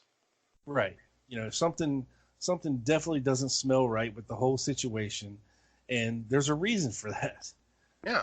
And it's not, but I think a lot of people, like Mr. X, they make that leap. They jump to think that it's a big, grand conspiracy when that's just not possible. It can't be too many people. He wants to put too many people. A lot of people do this too. They want to put too many people into this. For every extra person, you are now increasing the percentage that you're going to be revealed. And there's no point in doing it if you're going to do that. So this needs to be, in my opinion, 10 people or less total. If that, yeah. Yeah, 5 works even better. And that's including the assassins. Right. I mean, that's everybody. And then afterwards, were I think, intelligent conspirator, I would kill the assassins. So then there's only 3. Right. And as an assassin, you have to probably know that shit is coming. If you've got half a brain. So you would disappear real fucking quick, or, at least be aware of that possibility and ghost yourself. Well, the mafia used to call it going to Australia because you were going down under. Right. They went to Australia. I always thought that the actual assassins had to be motivated by one or two things: ideology or money. Yep. Ideology or money. And it either had to be a lot of fucking money, or you really, really had to hate fucking Kennedy with a passion. Yeah, and believe in the cause that you are doing something right, taking this motherfucker out. Yeah, it's and that seems to me to be reasonable motivations, a lot more reasonable than the reasons they tried to attribute to Oswald. Well, yeah. Well, it just happened to be going by where I work, so I'll just kill him since Marina wants to leave. We'll get into that more. Another reason Dulles was not a spy master or diplomatic genius is that he failed to complete negotiations with the Nazis during Operation Sunrise as the station chief in Bern. This does not infer a great success record of working together with these people. While it's true the U.S. and other allies utilized some Nazis for scientific and industrial advances, this does not mean a widespread Nazi recruitment program was undertaken by either Dulles or Angleton for some later nefarious plot at the time, because neither was in a position to order such a thing. They were minor figures. Correct. Now, could it be argued that later, with the connections that they had? Sure, later when they actually hold the positions. Right, but not planned 20 years before. No, that's highly improbable, right. And it's gonna need a lot of evidence. Yes. So Dulles also failed to secure the directorship of the CIA when he attempted to gain it the first time. He was unable to secure the post until his brother, John Foster Dulles, used the position as Secretary of State to lure the current director, Walter Bedell Smith, from the post with a better job. Additionally, Dulles would prove a sometimes able but critically hands-off administrator who, despite the repeated claims of some, is not the spy master asserted. He was an able manager in some respects, but lacked the obsessive administrative qualities of his predecessor, and the agency's eventual haphazard and failed assassination plots would be his true legacy. Right, and one can also see that in his role on the Warren Commission as well. It was very nonchalant, hands-off type. I mean, he really wasn't a giant participant in the whole big things. Well, I don't think publicly. Privately, he was. Publicly, you're right. I think publicly he didn't make a lot of, it was usually Warren or somebody else talking in public. But privately, he was all over that thing. Well, yeah, I assume he had influence over everyone, but I would also say that he wasn't as involved as a lot of the other lawyers that were on the Warren Commission. The staff. Yeah, no, I'm sure the staff did all the legwork. Yeah, he was just making the agenda. Yeah, how much of it did he write? Did he, was he there for, and all of this? Well, one of the things that's interesting is because you can see that he's involved, like his hand is in a lot of things. But one of the interesting things that it reminds me of is there's one discussion about him when he would get reports from people he would watch baseball games. Right. So, yes, he was involved, but to what extent, I think, can be questioned. Yeah, I mean, because ultimately, was he that pressed that JFK got killed? Probably not. No. He was probably secretly happy it happened. Maybe, yeah. He was just protecting his legacy. Exactly. And what the CIA was doing at that point in time. Well, and I think I don't think it would have happened because with his connections, he would have probably been held immune. But I'm wondering what the legal culpability might have been for him or any of the people that had authorized the plots. Exactly. Like, if there was any. I mean, it's possible. So yeah, there was a lot of reasons to keep all that hidden, but none of them have to do directly with JFK getting assassinated. Correct. So, jumping to another part of what Mr. X was saying, Clay Shaw and David Ferry have no verifiable direct connections to the Kennedy assassination in Dallas. They do have alleged connections to Oswald in New Orleans, but none of that proves anything X claims without verification in Dallas. So, yes, Oswald and Ferry were in a photograph during Oswald's youth. But we also have to factor in that Ferry was trolling for youths. Right. So this does not mean that Oswald was a potential target, was automatically in some future plot with Ferry or Shaw. I mean, he fit the mold, Yeah. I'm not saying it's not Right. possible, the things that are suggested. Right. Yeah. Like I said, it's possible. And it's even probable. In some cases, it is probable that he has associations with Ferry. But I think it's a leap. Well, I don't think it's a leap. It is a leap. Trying to be nice. So, nearly every person who claimed observing Ferry or Shaw with Oswald has either been disproven or fails to offer evidence of their claims, including Jack Martin, David Lewis, and Perry Russo. Correct. All of whom are confirmed to have invented portions of what later advocates call meaningful. Even Sandra Moffat, the woman Perry Russo has claimed that was his date at the alleged Ferry and Oswald party, denied the claims. Right. So where does that leave us? We can't prove it. Yeah. And you add to that, but there's a lot of allegations everywhere. Exactly. And, you add to that Russo story evolved, and he attempted to associate others such as Jack, or he, like Jack Martin, tried to financially benefit from associating Ferry with Oswald. Right. So that, I think, what's your motivation then? Can we say that your motivation? I'm not saying like I don't have a problem with people after the fact, later on maybe writing a book or something or talking about it. But if you're being paid for your testimony or you're being paid for the statement, then that statement's questionable. If you want to give a statement, just give a statement. You don't need to be paid for it. Correct.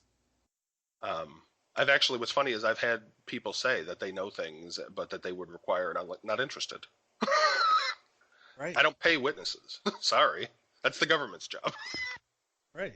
I mean, looking back on the whole Garrison thing, it makes me question shit even more, especially with the real Clay Bertrand being found and the fact that he's associated with Oswald in some form or fashion, and might have even known him, working at the show bar, being a bodyguard for Leander Perez, who we can tie to all these other far extreme right wingers, a Guy Bannister, and even Ferry, and possibly even Shaw, and in the same circles, a lot of these homosexual circles.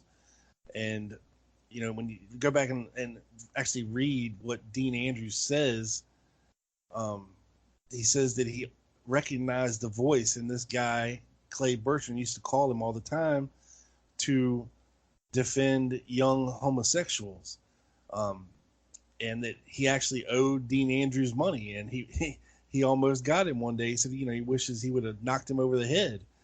And for Garrison and his staff not to have found out that there is a real person named Clay Bertrand, who was in New Orleans in 1963, seems impossible to me. for them not to know that there was a real Clay Bertrand and that Clay Shaw was not Clay Bertrand? Well, I think, you're going to get, certainly from whatever side you ask, a different answer to that question. But I would imagine that if they did find him, which is possible, he didn't fit what they were looking for. Well, right. I mean, they were after, he already Shaw. had They wanted Shaw. They wanted Yeah. Shaw. For whatever reason, the Garrison had, they wanted Shaw. Yeah. And if that seed for Shaw was planted by, I think it was planted by Martin. Or whoever, that's what they went with, and to offer up the real Clay Bertrand. I mean, I could imagine Clay Shaw's attorney team having in their back pocket having the real Clay Bertrand walk into court. Wow. Could you imagine that, and having Dean Andrews know him and ultimately profess 100% that he was the one that called him?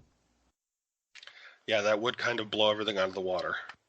Yeah, because you go back and you watch the interviews with Clay Shaw, he seemed really positively arrogant to the fact that Garrison couldn't touch him. He wasn't going to be convicted of anything. Yeah.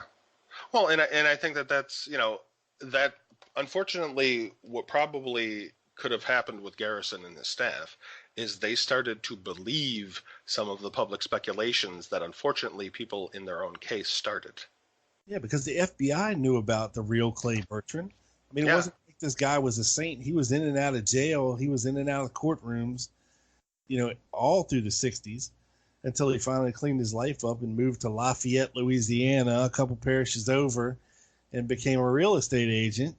I mean, come on. Like, it astounds me that it took this long to establish the fact that there was a real guy that went by the name Clay Bertrand.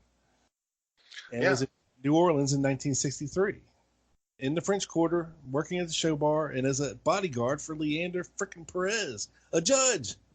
Well, we have to consider, I mean, look at every prosecutorial, for a moment, those who are big fans of Garrison, and whether or not, and I don't agree with a lot of what he said, but I respect that he tried. That's the thing. But put that aside for a second and look at him as a normal prosecutor.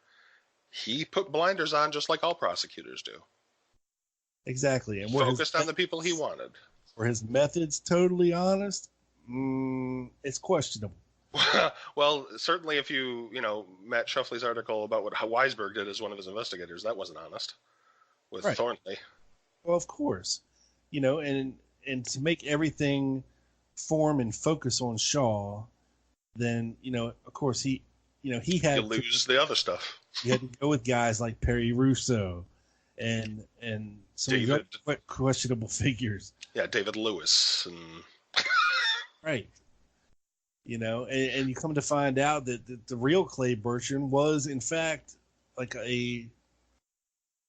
involved in like getting equal rights for blacks and getting them the right to vote. And then you hear things about how Oswald is seen with Clay Bertrand and Jefferson or Clinton, Louisiana, going through the same thing. It just, okay, so if the real Clay Bertrand knew Oswald and heard that he had been arrested, it's not out of the realm of possibility that he called Dean Andrews and said, hey, you need to go to...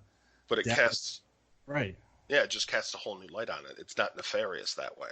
Right. It's that just way he knows that he likes, that was his friend, and he said, was an activist.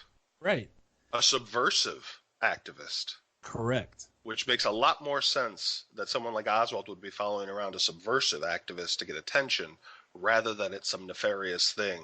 And that would make a lot more sense for Ferry, too, because then Ferry's got a reason to go that isn't nefarious. Right. And then all you tied all these guys have ties to the extreme right wingers, and they were doing stuff back then, and it's not out of the realm of possibility to see him calling Andrews like that, and Andrews telling him, Clay Shaw is not Clay Bertrand. I'm telling you, Yeah. But people, they get the idea in their head. Yeah, and like I said, nobody wants to be wrong. But we all can be. Exactly. So get over it. If you're in that elected position, though, you don't want egg on your face like that. Well, exactly, and you're right about that. And we see that with the other side the whole way. Right. So we shouldn't assume Garrison was immune to that. This is true. And like I said, God bless him for trying, but the methodology just wasn't sound. Yeah. And I think he misled along the way, and he put blinders on along the way, just like you said. And they all do it. We see it with Bugliosi. We see it with every prosecutor. When they get the guy they think is the guy, it doesn't matter anymore what the truth is. They want to get that guy. And that's in the future, I'll go more into it. But I'm going to be putting out another book that I'll definitely want to come talk to Rob about, because I think it'll have some connections to the Kennedy case, portions of it. But one of our flaws as humans is we love to judge people. And when we get in our head that someone is guilty, it matters less and less. The facts do. They matter less and less as time goes on, because we're acquiring more and more negative information and reinforcing it. And we've convinced ourselves that that person is guilty. This is true. And I can't wait for that. But okay, yeah. So so even if we entertain that Oswald did know and have a relationship with Shar Ferry at some point, there's no evidence to suggest that they had any direct part in the assassination or knowledge that Oswald might. Oppositely, those who accept the official story must face, under their claims, Oswald has no motive. And he has less than 30 hours available over 3 days to do everything in Dallas, because the Secret Service don't publish the route.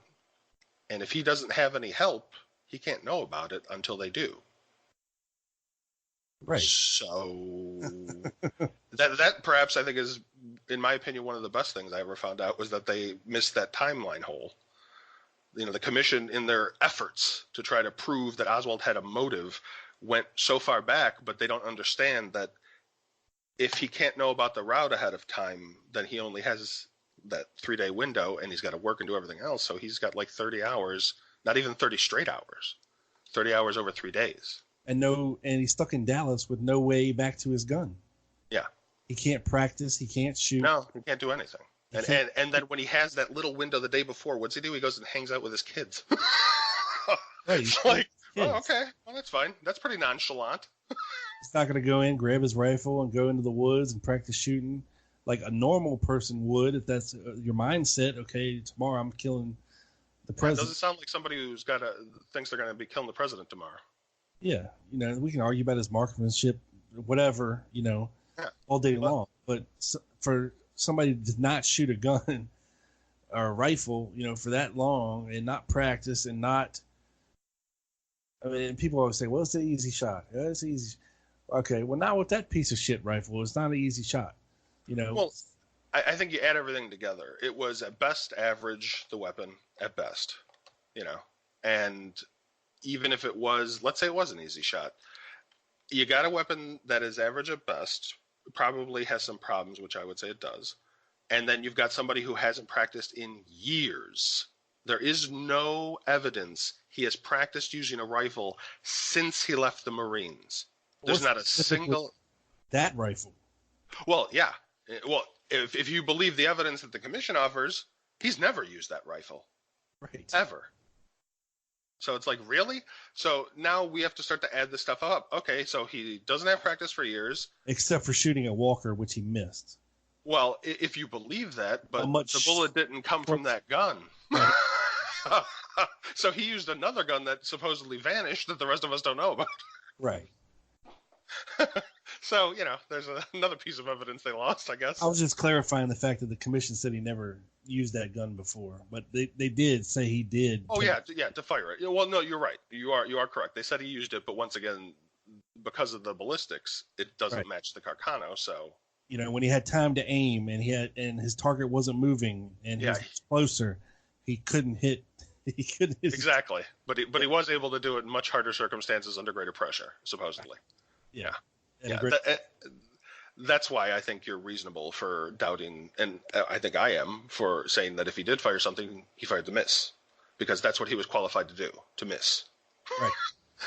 That's what anybody, unless you were a gun nut who was shooting every day. I mean, just a normal average person who's maybe shot a gun every so often maybe a couple of times in the past 10 years.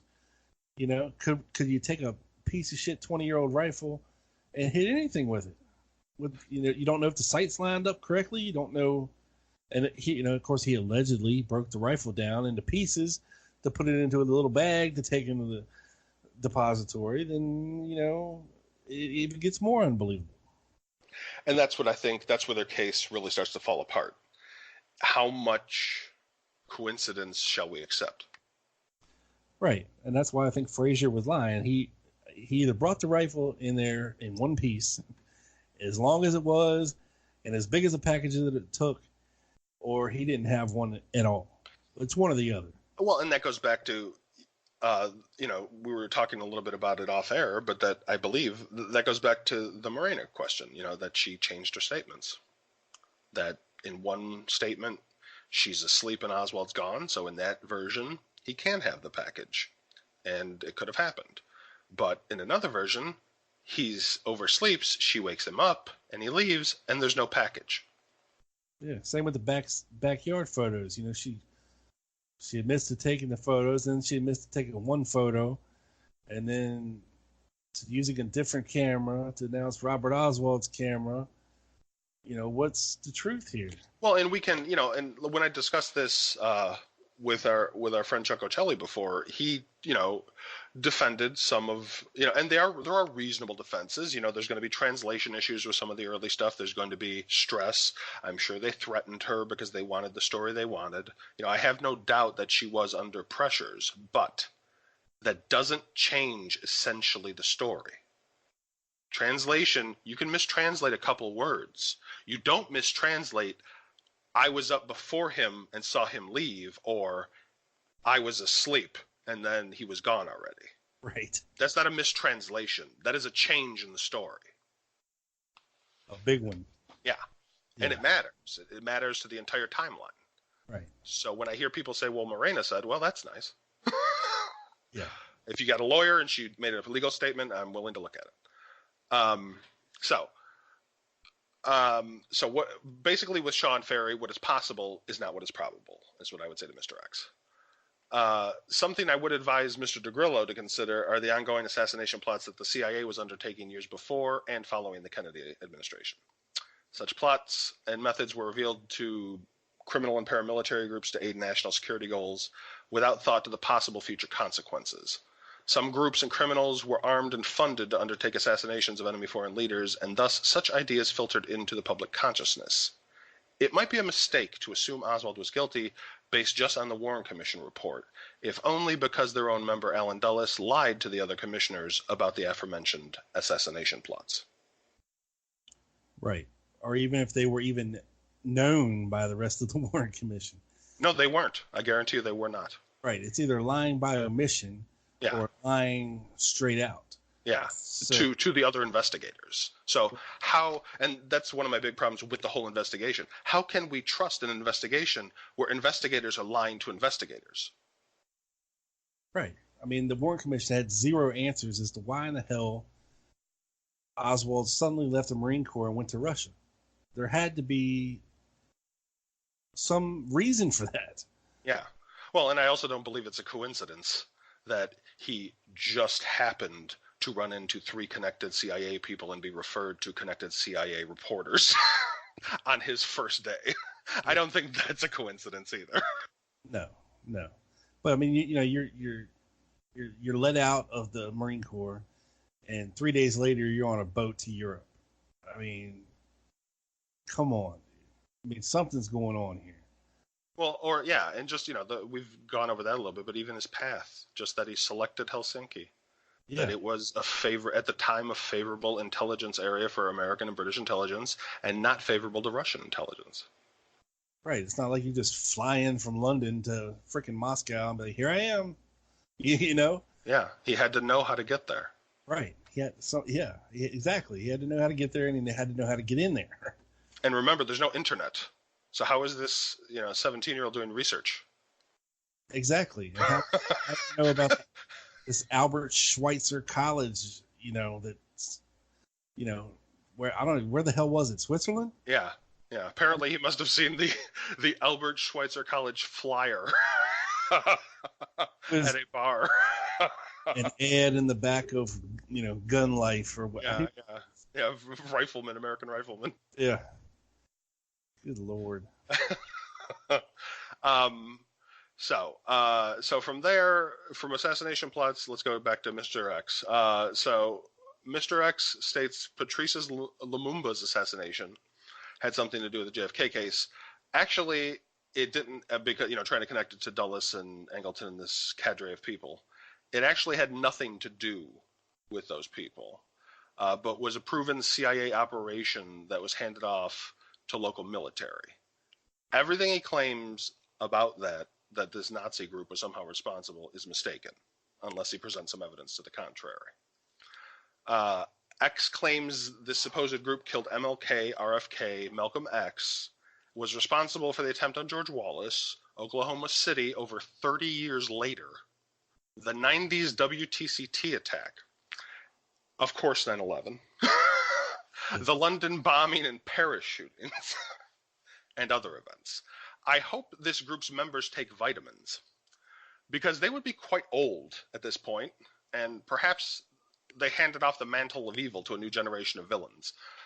Where is the evidence for or any of these claims? He's just rampantly speculating and has no basis for this beyond his ideas and guidance from others that are misinformed or deliberately passing on disinformation. Right. Now, I think he did have some good examples of the ties, and Fetzer's even gone into this a little bit. I know. Ties, like Cheney and Rumsfeld, their ties to Israel and dual citizenship. And is it suspect? Yeah, it's a little suspect. But it has nothing to do with the JFK case. Right. When you're talking about Zionists and Israeli Mossad, is two totally different things. And could the mantle or could the mantra or mantle have been handed down, as, could have, but what's the ultimate goal here? It benefits totally different groups that don't have the same goals. Right. Turmoil in the Middle East, who does it benefit? Arms dealers. Right. It doesn't benefit Israel, really. No, being under attack all the time and hated by a big chunk of the world, no, that doesn't benefit them. And with something going on with Kennedy and Ben Gurion about Dimona sure. They didn't want anybody besides themselves to have nuclear capabilities. They didn't want the Russians to have nuclears. They didn't want to have Israel having nuclear capability, or Australia. They didn't want anybody but themselves to have nuclear capability. Yeah, but what he fails to realize is later on they got it anyway. They still got stuff from one of our plants and brought it back and made Dimona. So there would have been no reason to kill Kennedy over that. Because he wouldn't do what you said, they were going to kill him. Really? That's what their policy's been? Especially at that time when they were much weaker? Yeah, it's a stretch. I mean, does it make you raise an eyebrow? Yeah. Okay, sure, it does. But is it enough to kill the man? Well, kill the country that's helping you the most. Right. How about that? Yeah.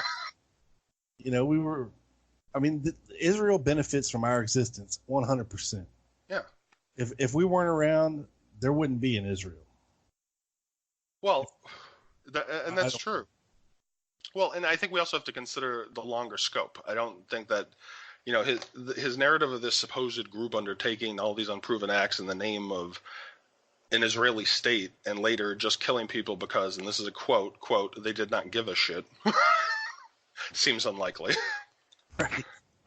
The actual history extends long before X believes and goes back to World War I and assurances from Britain to Soviet Jewish leaders that failed, and not some conspiracy undertaken during World War II.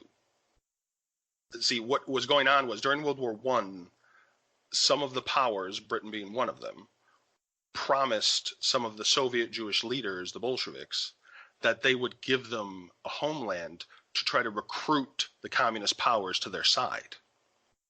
Yeah, to complete a biblical prophecy. Yeah. And I don't think maybe even they thought they would ever have to fulfill it. They just made the promise so that they could get them on their side. Yeah. So this isn't set in stone. This isn't some from, like Moses coming down with the commandments and people just going off and doing his bidding. That's not how this works. This was just some offhanded proposal made to try to get the Soviets or power to help them. It failed. And then later on, other people ran with it. And of course, before there were Zionists that wanted this to happen. So there are different people that want this to happen, but that doesn't mean they're connected. And it certainly doesn't mean it's some big conspiracy carried out by this group, especially Nazis. How would that work? Why would Nazis want to assure that happened? Right. Unless. Yeah. Anyway. Yeah. Okay. So his later incorporation of the Permindex idea is not compelling, and most have no reliable evidence. Permindex was just a company connected to Clay Shaw, and no substantial evidence supports the greater speculations made seeking to use it as a means of explaining the JFK case. Permindex is an association possibly born of Clay Shaw's Italian business connection and Ferry's mail-order degree in Rome, and was pushed by a biased Italian media source and later advocates of the idea. Similar to prior claims, more than old media articles are required to prove things. We need evidence, and that has no substantial evidence. Right. The idea is worth little in my view, and while X is passionate, his ideas are unfounded, and 1 out of 2 in this particular realm of study is not good enough. So, moving on, QJ Wynn is not Otto Skorzeny. What? Are you sure? I could have sworn. Some people will tell you. I have heard that assertion before by some respected researchers. Yes. I am sure that they are respected researchers, and they can be wrong. But you know what researcher I respect more? Huh? Carmine Savastano. Well, I appreciate that, sir. Please enlighten us about QJ Wynn. Who the hell was this guy? Well, QJ Wynn's real name was Jose Marie Andre Menkel was his real name, or Menkel. Some people call it. Who found out that was his real name? I did. Oh, you did. Well, there was a lot of work done before me, of course, by people like Bill Simpich and John Newman, who established all the files. They found QJ Wynn. They established his existence, where he was, what he was, some of the things he was doing, right, and using their work as a basis, I went looking myself, and I happened to come across his contract. Oh, well, yeah, that helps a little bit. Yeah. Like so, full paper contract. Yes. Real document. Okay. Yes, an official document we can verify. For QJ Wynn. For QJ Wynn with the name Jose. Otto Skorzeny. No. Yeah, it's not Otto Skorzeny. Okay.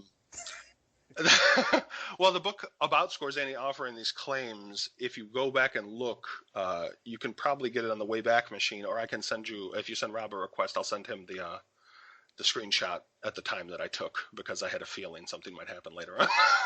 Yeah. But so originally the book that was put out with the Skorzeny thing was going to be called codename QJ Wynn. Oh my God. Yeah. But they changed it because some people sent them information about who the real QJ Wynn was.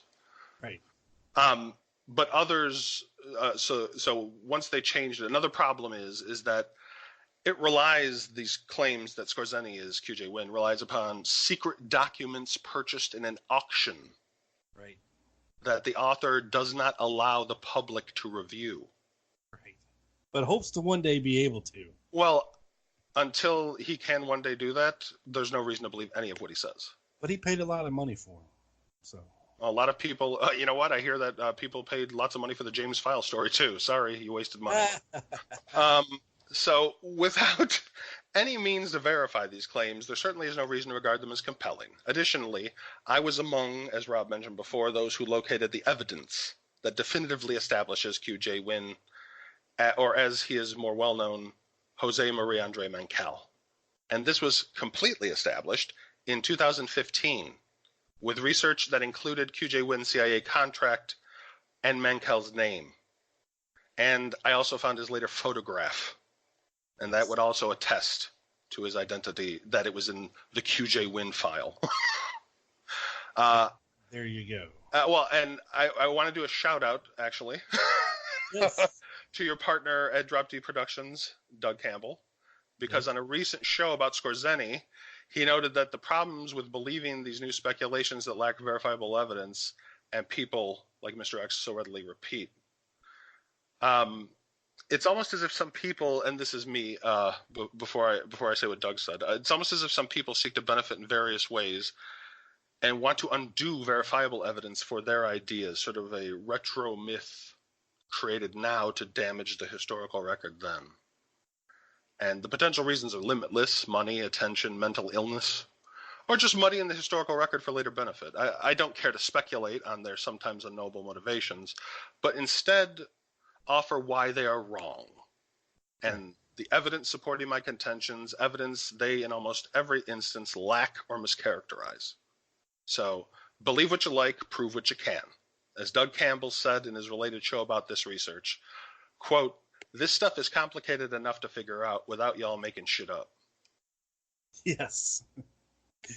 That is my buddy Doug. Yep. And that's true. And I think that is a significant problem that more of us need to address. That there are just a lot of people out there making things up. Yes. And for whatever reason. And yeah, I don't care why they're doing it. They're doing it. Yeah. And that's why we're here, to set the record straight. We're doing our best. You can't just parrot everything anybody says, because 9 times out of 10, it's going to be mis or wrong or disinformation. Yeah. You know, it's unfortunate, but that's, been happening since the dawn of the Kennedy assassination, and it will continue to happen, Carmine. Yeah, and some people are well-intentioned, but some people are doing it on purpose to just make it harder for the people that are trying to make progress. Like, I'm sure Mr. X was not maliciously speaking that information about. It was something he heard and something that lined up with his other research, and he didn't look any further into it. But this is why it's important not to take anything anybody says without furthering your own research into it. Because, like I said, 9 times out of 10, people get shit wrong. Yeah, and it might not even be intentional. Right. But it still screws everything up. Yes. You know, and Mr. X, you're not alone in saying this. Is, other people have said it, and they're wrong. And and they continue to be. The proof is over at the Mary Farrell Foundation website, if you'd like to look at it.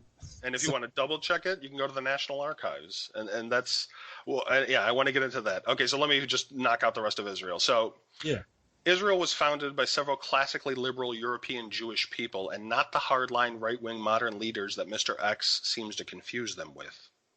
Additionally, he does not seem to be aware that it's England and not Jewish people that politically started the major push for the Jewish state following World War I to sway Jewish leaders in the newly formed Soviet Union. The formation was not resulting from anything similar to a nefarious JFK plot from Michael Piper book, but in fact, Israel has nothing verifiably to do with the Kennedy assassination. Allow me to repeat that. Jewish people, with the possible exception of mafia figures like Meyer Lansky, and Jacob Rubenstein. Yeah, there you go. And Jack Ruby had nothing verifiably to do with the plot unless there's evidence for it. So please, if you're going to waste our time, bring some evidence. Don't just say it. Right. It's, things can be easily said, as we know from our various myths episodes that we've crushed throughout the years. But a story is a story without something to back it up in black and white, or that can be verified through multiple source documentation. And You need it. Yeah. You have to have it. Yeah. And it's not just pro-conspiracy people I say that to. It's pro-government people too. Everybody needs it. If officials don't have it, then I don't believe them. Right. Your word isn't good enough. How about that? Right. Nobody's word is good enough anymore. Yeah. No, and it shouldn't be. We can't. Don't just take somebody's word for it. Unfortunately, it's not good enough. Well, yeah, and for not most people, but some people, hell, documentation's not even good enough because, the CIA, since they were behind it, they can invent fake documents and this and that and the other. Well, and yeah, anything's possible. But what's funny about that argument is that it's usually other documents that can prove if something's fake or not. Right. And I think the reason they have a problem with official documents is because they don't get to say what's in the official record or not. Right, and that's the good thing about documents is normally if something's in one document, you can kind of trace it through different things, and if it's missing conspicuously from a certain place where it should be, then something might be up. You know what I mean? But normally, with this stuff, the CIA never thought we would see this stuff. No, and they're not. I'm sorry. Go ahead. I was just saying that the CIA and the FBI, they never thought that they would have to release any internal documents to the public ever. Okay? And do we have them all? No. Will we ever have them all? No. Have many been destroyed? Yes. But these were never meant for public consumption ever. And the fact that we do have a lot of them, and we can see what they say, and because there was a clear routing mechanism throughout these organizations back in the day, and you can tell whether they're legitimate or not generally just by inspecting certain things on them and that kind of thing. It's what we got, and it's the best of what we got. Yeah. If you don't mind, I'm gonna jump onto one thing, and then I actually want to go back into documents a little. Yeah, sure. Go ahead. So another thing Mr. X said was there could have been 7 or 8 Oswalds. Who knows? Anyone reasonable knows there were not 7 or 8 Oswalds. And to entertain that premise without a speck of evidence is troubling. While indeed Oswald was likely impersonated during the events in Mexico City, possibly multiple times, claiming there is a small group of Oswalds appearing at various locales internationally without anyone seeing any of them is ridiculous. He assumes many details and offers no proof of them. And that is just speculation, and while I agree that the ideas of Harvey and Lee existing is far-fetched, I find the idea of 8 Oswald impersonators even more far-fetched. It would appear a lower number is possibly in order, and this statement might be an unintended admission.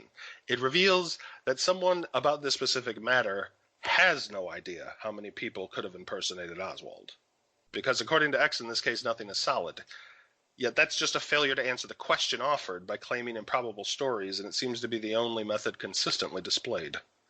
Like the claim that, quote, all the CIA evidence is fake. He answers nothing. He offers nothing. He suggests everything he does not approve of, or more likely didn't bother to read, is fake, and believes his unproven grand claim instead is more worthwhile. Everyone has the right to be wrong at times. Unfortunately, some people abuse the right. The claims of a French assassin, too, are not a play on words, or they're from decades of speculation similar to his play on words claim. People claiming things and not being able to prove them are why people supported the French deception. Totality of circumstance means nothing without evidence, and the totality of facts being considered means more. It's a shame, while asserting one, he lacks the other. His speculations about various matters that lack evidence, and that would be nearly all of them, and his claimed expertise in this case are not as important to me because he does not give us a way to check his identity and thus quantify this expertise. Even people as discredited as Jim Fetzer and Judith Baker use their own wretched names. Yeah. Nevertheless, his attempt to wholesale discredit hundreds of thousands of pages of verifiable evidence for his claims would infer his grasp of the difference between legal evidence and myth-making speculation requires brushing up. Without verifiable evidence, Mr. X's ideas are nothing more than poorly contrived ones lacking context and possess no factual basis. Similar to another person who did not understand evidence, the aforementioned James Fetzer, Mr. X demands that his ideas are more compelling than standards of law. I think the legal system might have discovered a way to help prevent the future propagation of some myths should people go too far.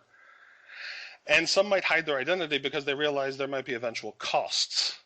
Take James Fetzer, for instance, who promoted the Sandy Hook myths and presented what he called, quote, evidence, and what the court called a fake online document to prove something legally, and then dismissed his claim and has reportedly rendered a summary judgment of $1 million against him.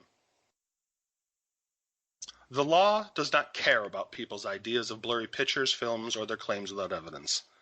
Nothing can be proven using such means, except that decades have been wasted in some cases doing so. And that is a important, I think, very important thing. You know, is it interesting that, okay, because Mr. X is not the first one to establish this spider web of Israeli Mossad. It sounds a little Dave Sharp to me, actually. Yeah, that and Michael Collins Piper, and yeah.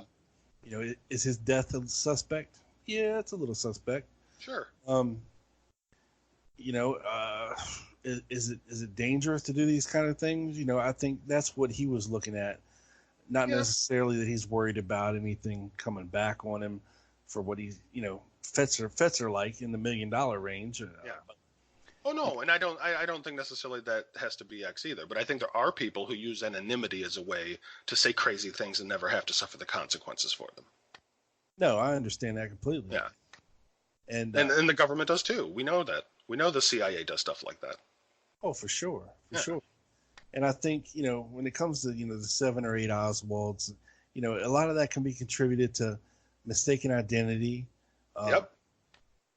Could some of it have been contributed to by people impersonating him? Sure. Yeah. Like you said, Mexico City. You know, we have him trying to buy vehicles at Bolton Ford when he's in Russia. Yeah. And in those little specific instances, X isn't unreasonable, but it's when he tries to say it's all over the place. That's not likely. If there's a gang or 7 or 8 Oswalds, you know, all out, you know, doing stuff, you know, lookalikes, yeah, probably not so much. Yeah. I mean, you can look at guys like Crayford, who was mistaken for Oswald many times when it comes to Jack Ruby and Oswald sightings. You know, people say they saw them together. It was Larry Crayford and Jack Ruby. It wasn't Lee Oswald and Jack Ruby, and we can prove it. Yeah, I think he in the show, or who, I can't remember if it was in the show or if it was somewhere on Facebook I saw recently that somebody, oh no, Oswald met with Ruby at at that restaurant. It was real late on the night of the 21st, and where the waitress, you know, said she saw Oswald meeting with Ruby. I can't remember her name, and I can't remember where it was. Like, I don't know, but Mary Lawrence was her name, and turns out, you know, she's when she's describing Oswald, she said, oh, he had a scar on his cheek. That's Larry Crayford through and through. And if you look at Crayford's Warren Commission testimony, he specifically states in there that he met Jack Ruby at like 1 a.m. at this restaurant and had a late dinner with him after they had closed the club one night, you know, the night of the 21st, Thursday night. And, you know, a lot of these sightings can be contributed to him. You know, I mean, if you look at pictures of Michael Payne, he even looks a little bit like Oswald. Yeah, know? Well, yeah, Oswald's an average-looking guy. That's the thing, you know. Yeah, he's like white bread and peanut butter, you know. Yeah. Dark-haired, you know, dark-eyed, white. Yeah, average height. Average weight. Yeah. A lot of people look like him. That to me is a lot more reasonable of a reason why than there's 8 Oswalds. Right. You know, it's just the way people dressed back then, the way they had their hair cut back then. Were there other guys that didn't look like it? Sure. Were there guys that looked like him? Yeah. I think nowadays people forget how it was back in the 50s and 60s. A lot more homogenous, a lot more similar looking people. Yes, it was a lot less couth, I guess, than walk around with a beard or longer hair back then. You know what I mean? Yeah, people wore suits even when it was hot. Nobody shaved their head like people do now. Nobody tattoos, piercings. Right. Nobody had long swooped hair. It was all clean cut. It was all clean shaven. Well, I won't say all, but I'll say most. Yeah, 90%. And that was just the way people looked back then, because that was acceptable in society. Now nobody gives a shit what you look like. So this is what you get when you go to the mall. You see nobody looks the same, because everybody's doing their own thing, and nobody cares anymore what you look like, because God forbid it's not PC to judge people on how they look now. So back then,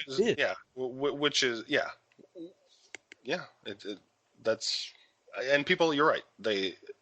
In our modernity, we forget that there was a lot of things that are totally different than they are now, and they wouldn't have been strange where we think of them as strange now.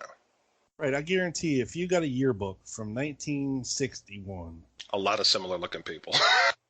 Yes, I'm sure you would have a lot of dudes that look just the same as all the rest of them. Same haircuts, same clean shaven face, and then a lot of the girls would look the exact same with the same hairstyles and the same makeup and the same smile. It's just the way things were back then. People looked more alike than they do now. We're more individualized as a society than we've ever been. On the appearance, anyway. In the appearance, yeah. At least before there was barbershops. Then everybody looked the same back then. It was just everybody was really, really unkempt and dirty. So I think hopefully we've let the listener understand better why it's a better approach to just. There's probably a lot simpler, more reasonable answers than leaping to one of these big grand claims. It makes a lot more sense that he was just, people mistook him, and that's why the commission didn't use it. If the commission could have located him using a gun, they would have. They wanted these stories to be true, but they looked into it and they couldn't prove it. Yeah, I mean, there's allegations of him being at a rifle range with Frazier and all this, but can you prove it? Nope. No. Yeah. Where was he shooting in Louisiana? We don't know. Nobody knows. Apparently he just sat on the porch and cleaned his gun all the time. He never shot the damn thing. So who knows? At least according to Marina. Yeah, sometimes. One person. And yeah. And that's the problem with all of it, is if you don't that's why we keep going back to evidence. You have to have the evidence. If you don't have it, you're just talking. Right. And the one piece of advice I would have for Mr. X is to tighten your realm, your scope of investigation. Because when you have just a grand view of this grand, huge cabal of conspiracy, you tend to lose people, because when you start incorporating everything under the sun, from Nazis to the mafia to the Mossad to the CIA to the oilmen to the far right, everybody under the sun, and they're all connected and they're all behind it and they're all responsible, then none of them are.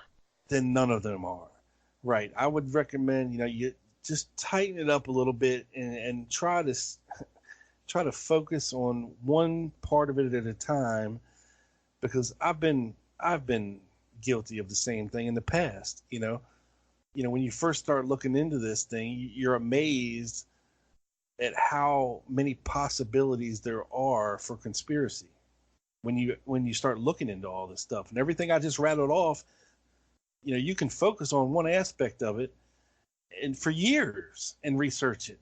Well, and I've said before, I think on your show and other shows I've been on, that the first year, as far as I'm concerned, you have to unlearn most of what you find out. Because that first year is when you're going to be open to the worst ideas. Yeah, and the reality, it becomes this. Okay, now, because of people like Judith Baker and her whole crew of Fetzer and whack Files nuts, and all of them, yeah. Now they are the dominant JFK, quote, assassination research experts in the world. They are now... Well, their conference. They have the larger... Well, hopefully that COPA will be larger than them, but it's not like it really matters because you can find advertisements for her stuff on some of their pages. So Exactly. So, but people, when they first hear about the case, they want to be amazed and wowed and awe and be fascinated. And all those stories and all those kooky conspiracy stuff is what hooks people and draws them in. And they don't look any further than that when the truth lies somewhere over here. Well, yeah, it certainly doesn't lie in there. Well, and this is probably, in my opinion, the most important thing I wanted to bring up.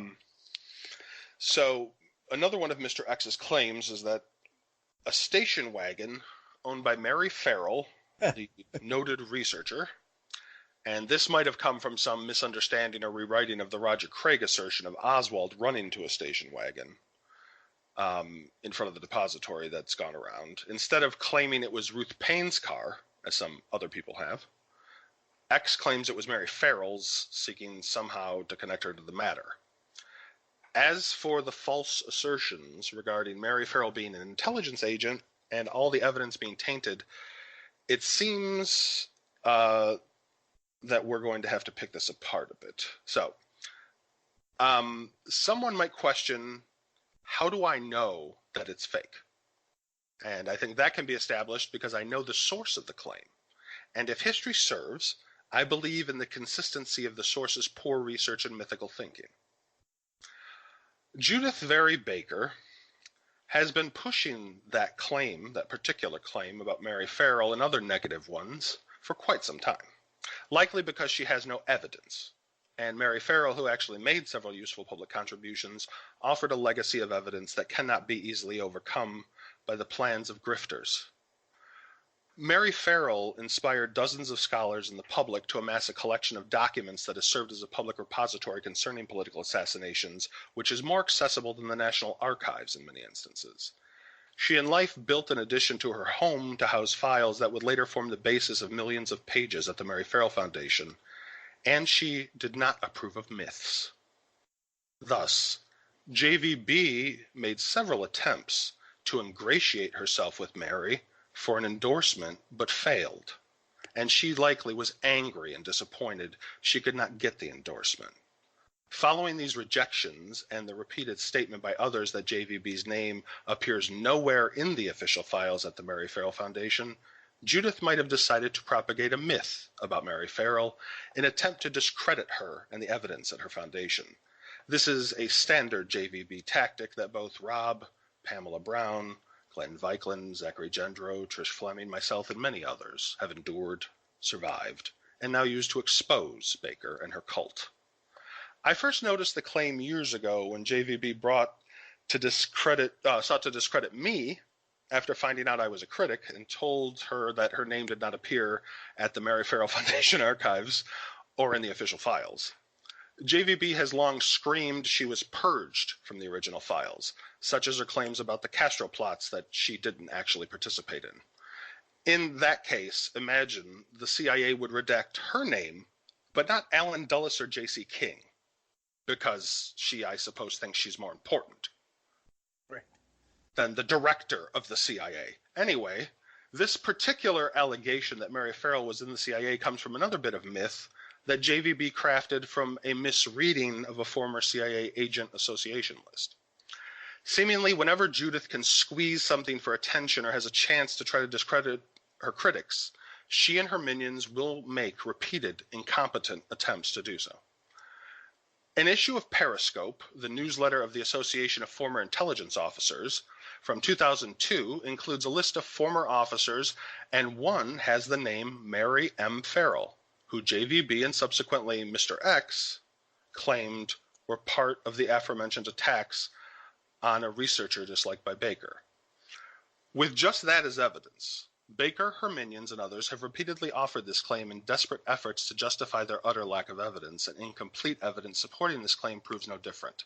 The name Judith Baker attacks and Mr. X evidence repeats Mr. X claims repeat is based upon Mary M. Farrell. But the namesake of the notable research foundation is Mary Elizabeth McHughes Farrell. Her maiden name was McHughes, and after marriage it became Mary Elizabeth McHughes Farrell. It was never Mary McHughes Farrell, and thus no M would be listed as her middle name. No one uses their maiden name as their middle name when they already have a given one. It would be Mary E. Farrell. Right. A quick search of the telephone records lists that many Mary M. Farrells exist. I suggest Baker gather evidence and make assumptions less, and perhaps one day she'll have enough to find out who the person they claimed is. Yeah. So I think this might help explain why Judith and those who believe her are so consistently wrong about nearly everything they say. They seemingly cannot be bothered with facts. Yeah, if something comes from the mouth of Judith Baker, 9 times, well, I'm sorry, 9 10. I'll go 10. 10 okay, out of 10. 10 out of 10 times, it's probably horse shit. Cannot be verified in any shape, form, or fashion. She has zero evidence to back up any of her claims and has not had any for the past 20 years. And in this instance, it really annoys me. I know I shouldn't be mad at X because he probably didn't know, but it makes me angry that these people who contribute nothing, and I'm talking about JVB and her gang, who contribute nothing but problems to the case for those of us actually doing something, that's all they exist for. They're a parasite on the neck of this case, soaking any goodwill away from the rest of us. See, I think what people haven't made clear, and I want to make this clear, is that false attacks on credible researchers like Mary Farrell by myth makers like Baker cause experts and reasonable people not to want to help the JFK community. It makes the public turn against us, and it makes those of us dealing with evidence and facts have to have greater challenges. Now, I don't know if that's their intent. It might be. I mean, maybe they're just, I look at them as sort of like children. They're like 5-year-olds. They can't tell the difference between negative and positive attention. So they'll take any attention. Yeah, and that's the problem that we're facing because, and I don't blame Mr. X. I mean, I blame him for not looking further, but he's a relative. Yeah, he's new to the game. This isn't his fault. There are people that have been doing this for decades. Now, Judy's been around for decades. Yeah. And people who endorse her are just as guilty, in my opinion, because they should know better by now.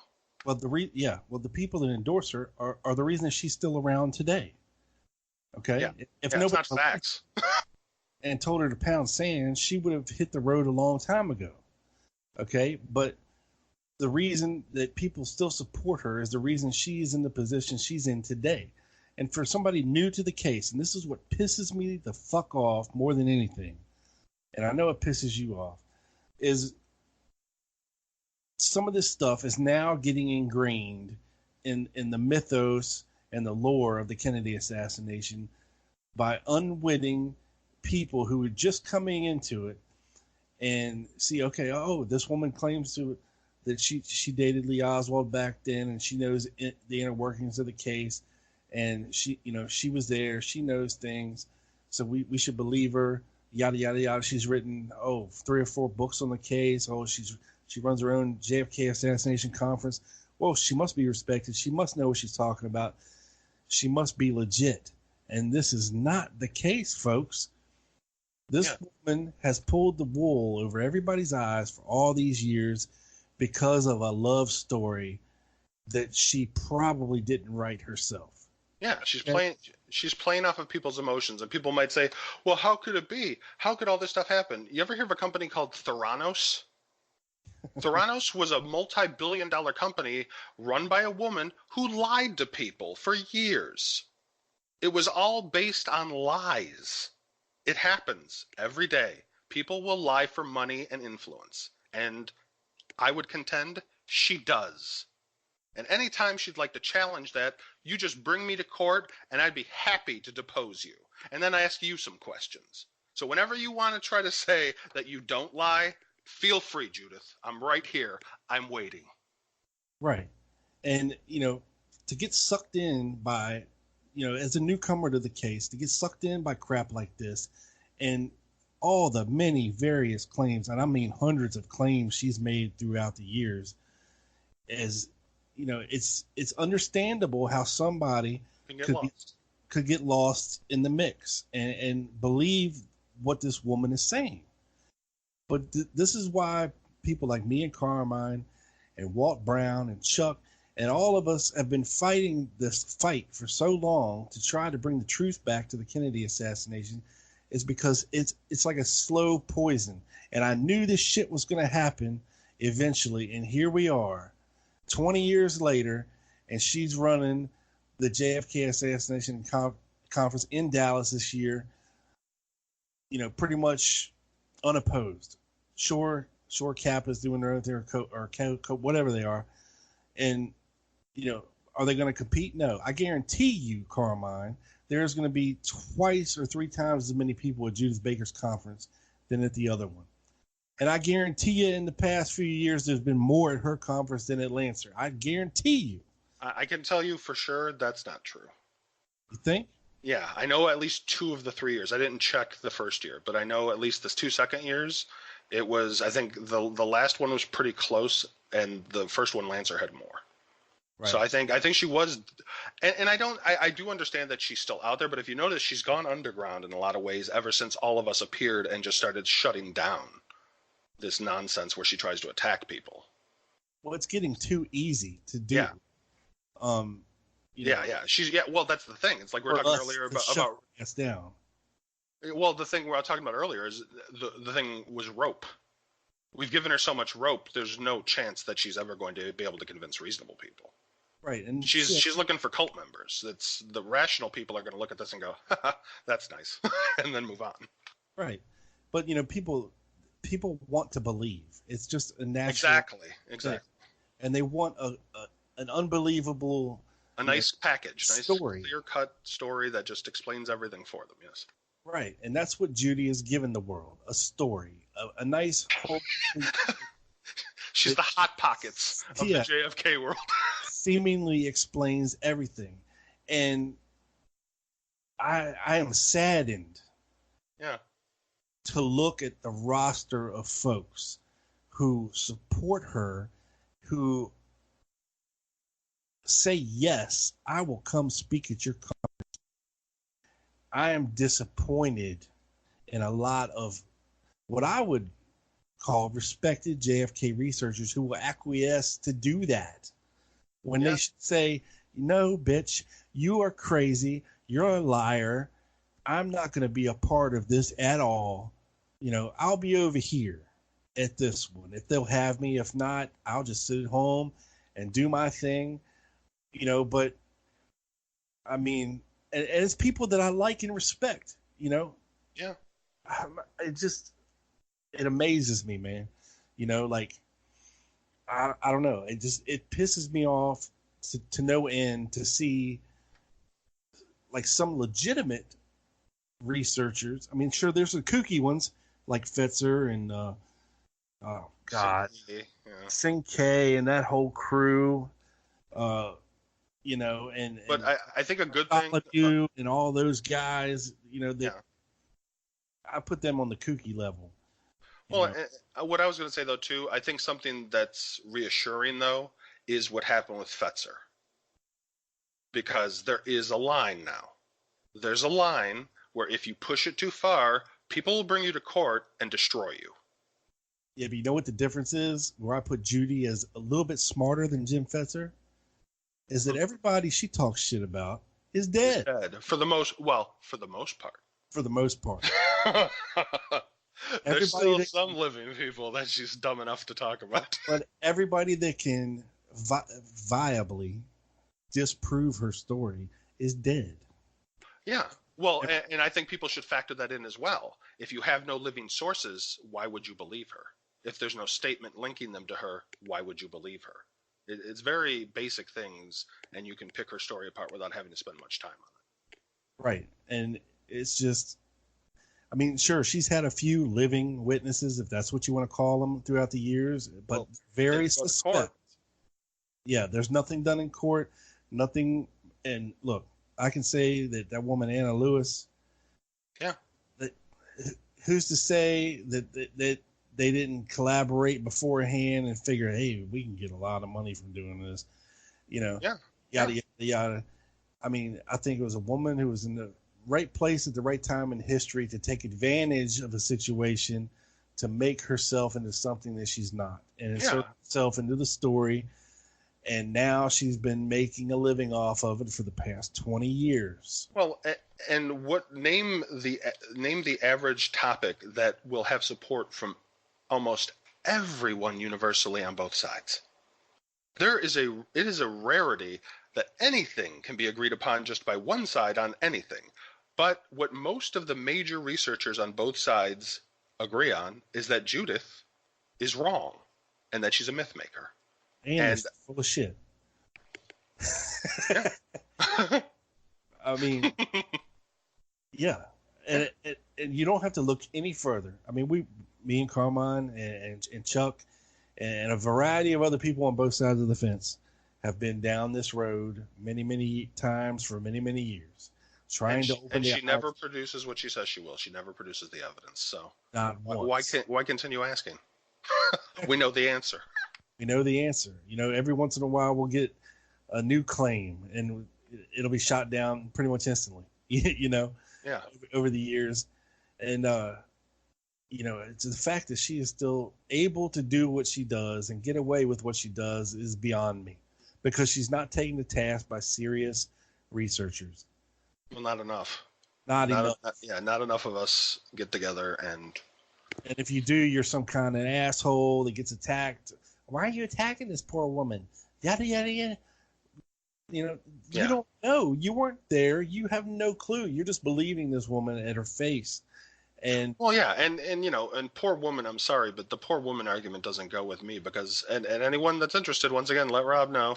I have plenty of screenshots to prove it, but she has said some horrific things, and those in her service have also said some horrific things that range from personal attacks on people to their kids. Okay, these are not good people we're dealing with. These are not honest people we're dealing with. These are people trying to make money and to gain influence on the back of dead people. This isn't about historical research for them. This is about winning. That's what this is about. Right. And the more you support them and the more you go along with them, the more they want. The more they win. Yeah. And for local people in Texas who want to go to these conferences, that's what they get to go to. They get to go to a Judy Baker conference and be inundated and inculcated with these stories and horse shit research, and they eat it up like, Waffle House breakfast. Yeah. Well, and that's one of the reasons why I wouldn't go. Those who attended the years, because I spoke at Lancer for the last few years, and those who went to the meeting at the end where everybody got together, if Judith was there, I was not. And a lot of other people feel similarly also didn't go because we're not going to make friends with them. This is not a question of, can't we all get along? No, there's facts, and there is what Rob called it. And if you're going to settle for that, go ahead. You feel free. You spread it all around and call it the truth. But it's still not the truth. Yeah, the truth is with the facts. The grassy knoll and sing Kumbaya. Yeah.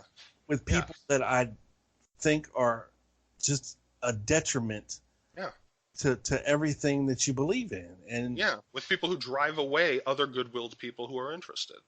Right. Or spread misinformation and lies. And I wouldn't be a part of it, period. Not in the least little bit. Yeah, and if we suffer as a result, oh well. So be it. Yeah, we would rather be disliked by these people and not be as influential or as popular because we will not back nonsense. No.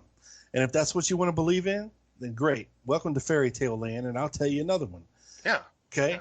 But well, find a better creative writer. If you're going to listen to lies, at least listen to well-written ones. yeah, when now she's incorporating the James Files story into her conference, and which is great because it just more holes. Yeah, I mean,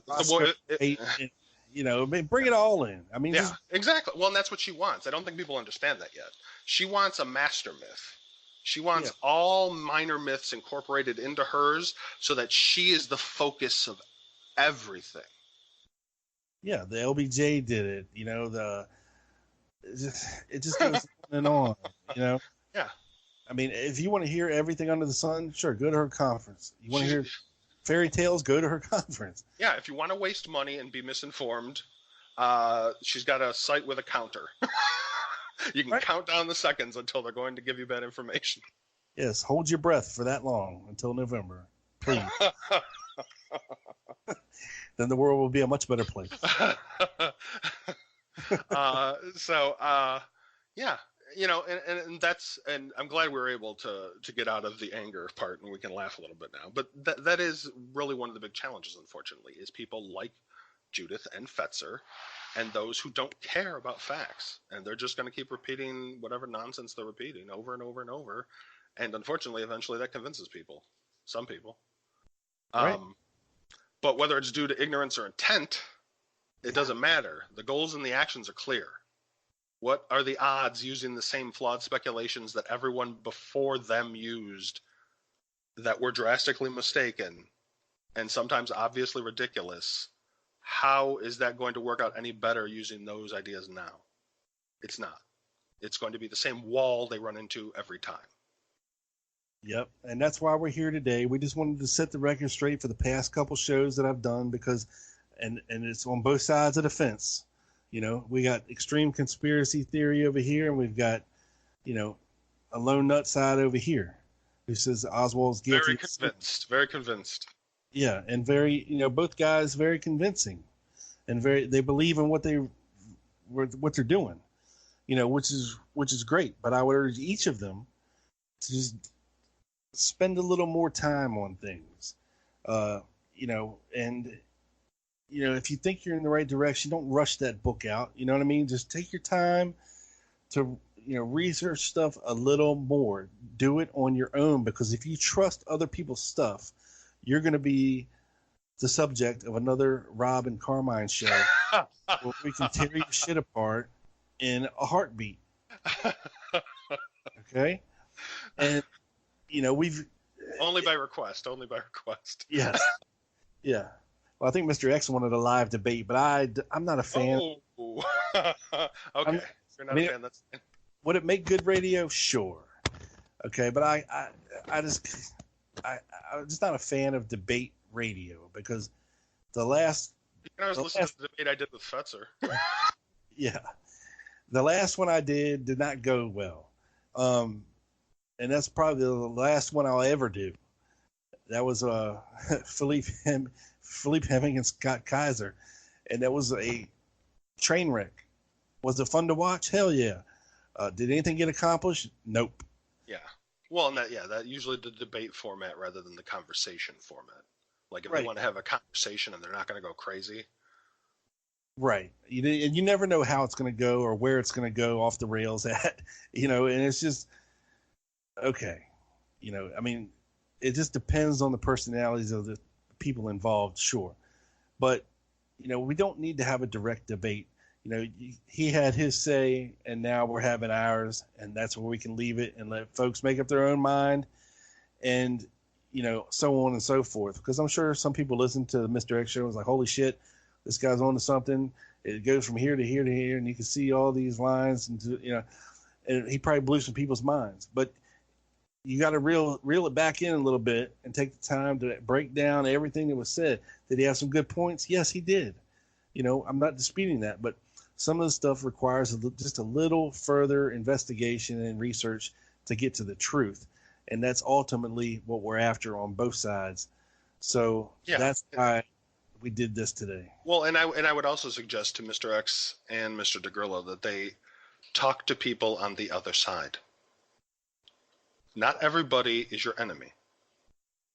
You need to be open to reasonable people on the other side, because often they will see things that you will not.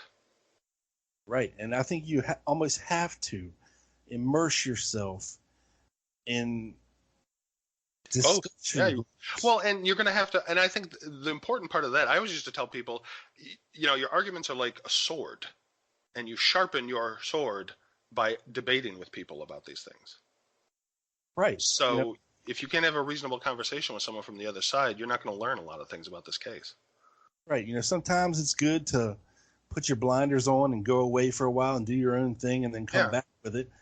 But in this case,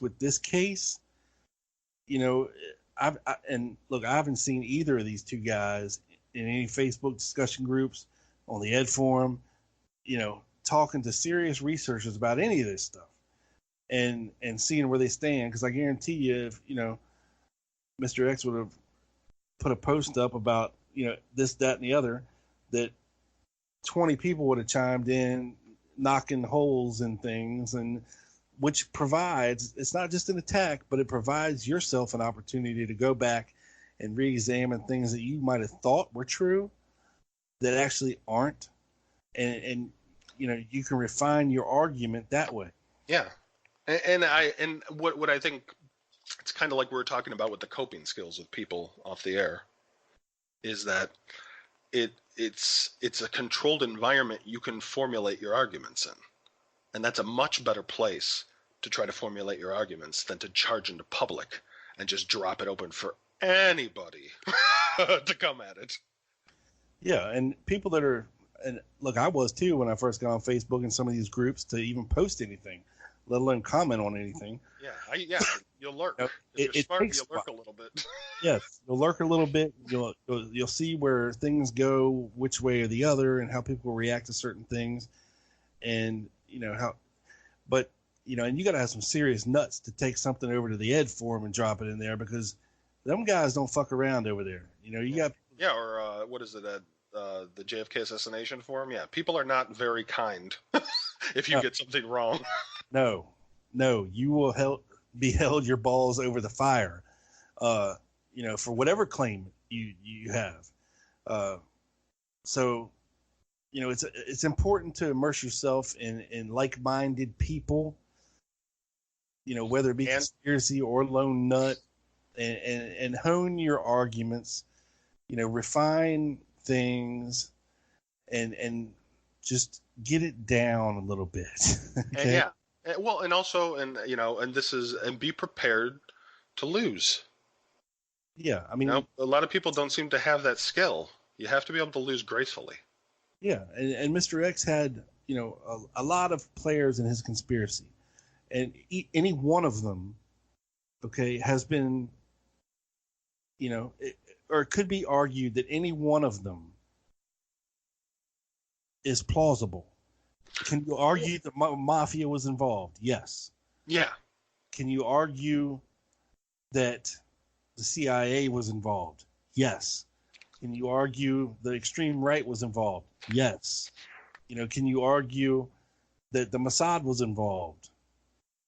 Maybe, but you better have some damn good documentation to back it up. Yeah, exactly. Well, and the thing is that I think for most of those, unless, as we've discussed before, there's a possibility of a tiny conglomerate plot where it's multiple people for multiple things. That's possible, but some huge thing isn't. And chances are all those arguments are separate arguments because their motivations aren't all the same. Right. And I also say this, and I didn't say it in the show. I let him have his say. I didn't really want to steal his thunder too much, but when you're talking about photographic identifications in Dealey Plaza. Yeah. Oof. Wow. He made a lot of them, and yes, he did.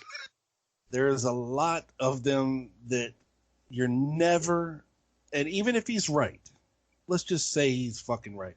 Even if you're right, you are never going to convince more than 50% of the people out there that your conclusions are correct.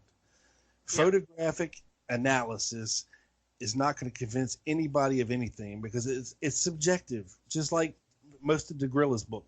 Okay, if you say this old guy getting taken to Dealey Plaza, okay, it's Marshall Cafano. Okay. Does he resemble the guy? Yeah. Is it the guy? I don't know.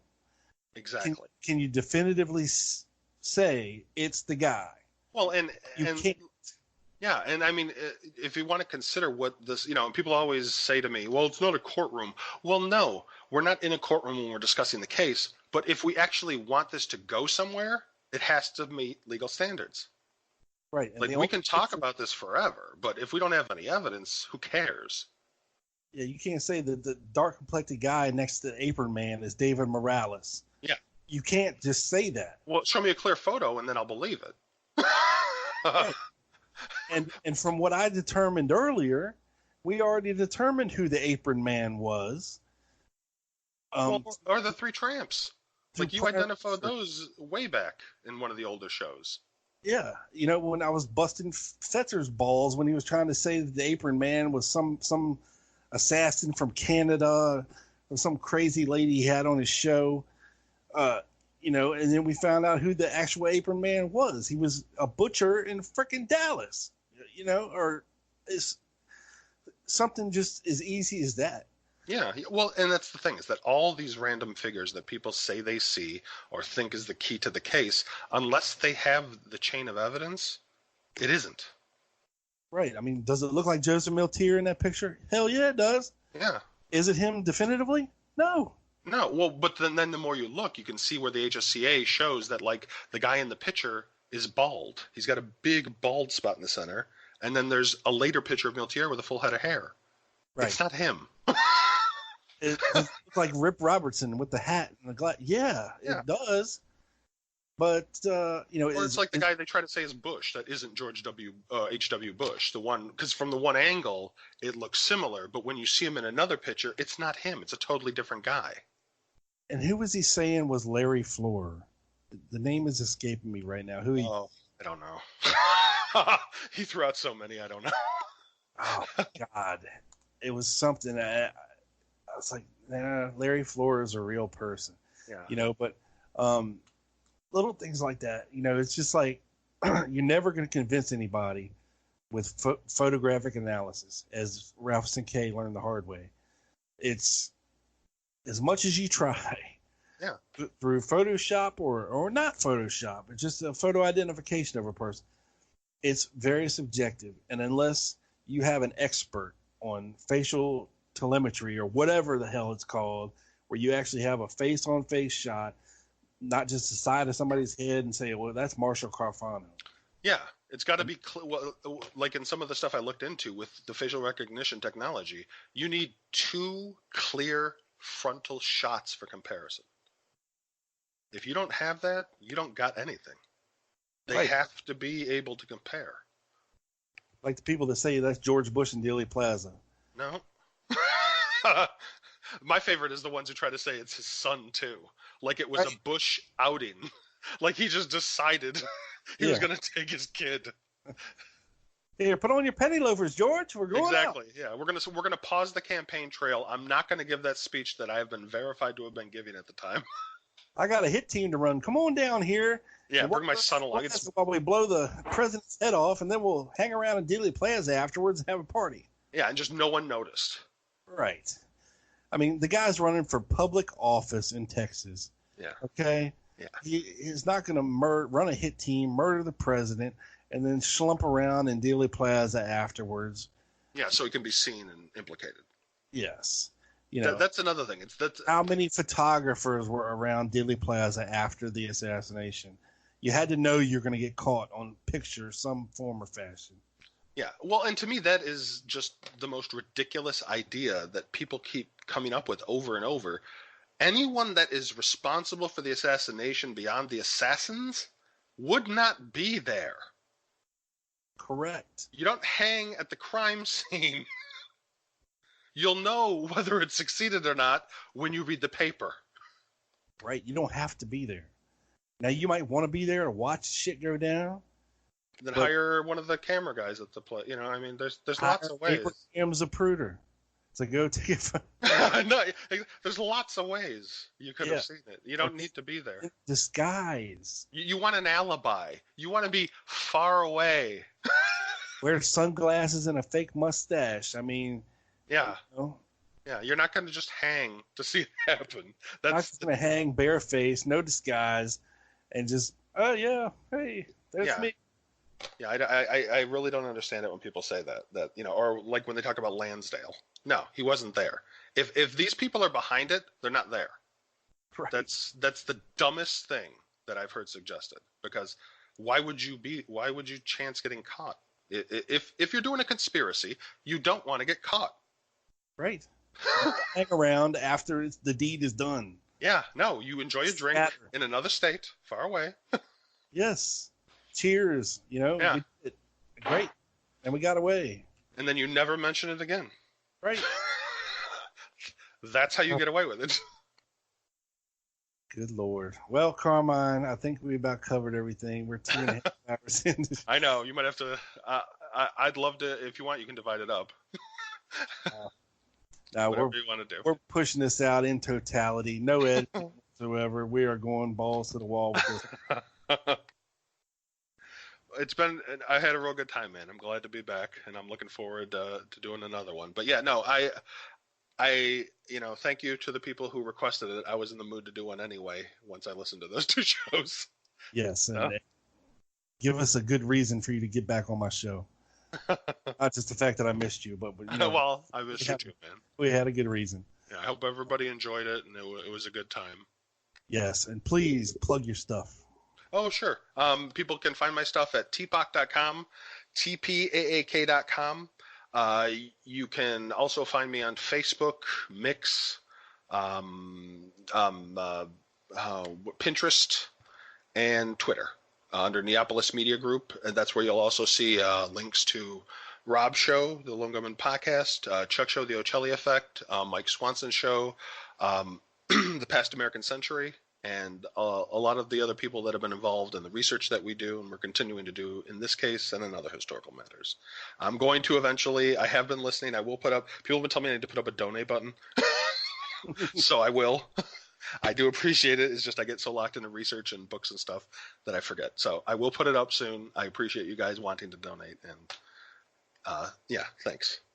Yeah, I monetized the podcast finally. That's why people hear ads on it. And, you know, I'm sorry, but it costs money, man. This stuff does cost money. And I respect anybody like you who puts their own money into it. Yeah. Yeah, well, that too. I mean, time, not even considering that. Just money for the services and everything. You know, we have to get a website. We have to pay for the hosting. You have to pay for stuff like Spreaker and the equipment you require to do it. Right. You know, yeah. I mean, trust me, I'm not making a ton off of this, but it covers the hosting fees every year. Yeah, and that helps. And I wasn't going to have any more when I decided not to do the show anymore. I was just going to let it go. But then I realized, okay, well, if I don't pay my Spreaker fee, then I'm going to lose all my shows. So last year in June, I paid my Spreaker fee, hosting fee, and I didn't do any podcasts for a year. Yeah. You know, I just paid the fee just so that the shows could not be lost forever. And then in March, I went on like a mad rampage and got everything that I could get over to YouTube if I chose not to continue to do the show again this year. But I did. I said, okay, you know, I've done what I wanted to do. I took some time off. I've got my life together. I'm in a good place. Let's continue with the show. You know, it's something, you know, that every once in a while you need a break from, you know. Yeah. You get too much into it. You just got to, you know, step away for a little while, focus on other things in your life, and then come back to it when you're ready. You know, that's all there is to it. That's all there was to it, you know, and, you know, technical difficulties piss you off and things of this nature. But, Now I think we got it real easy with being able to record on Skype, and it sounds good, and that's all that matters, man. I just want a good sounding show that people can understand and take in and enjoy.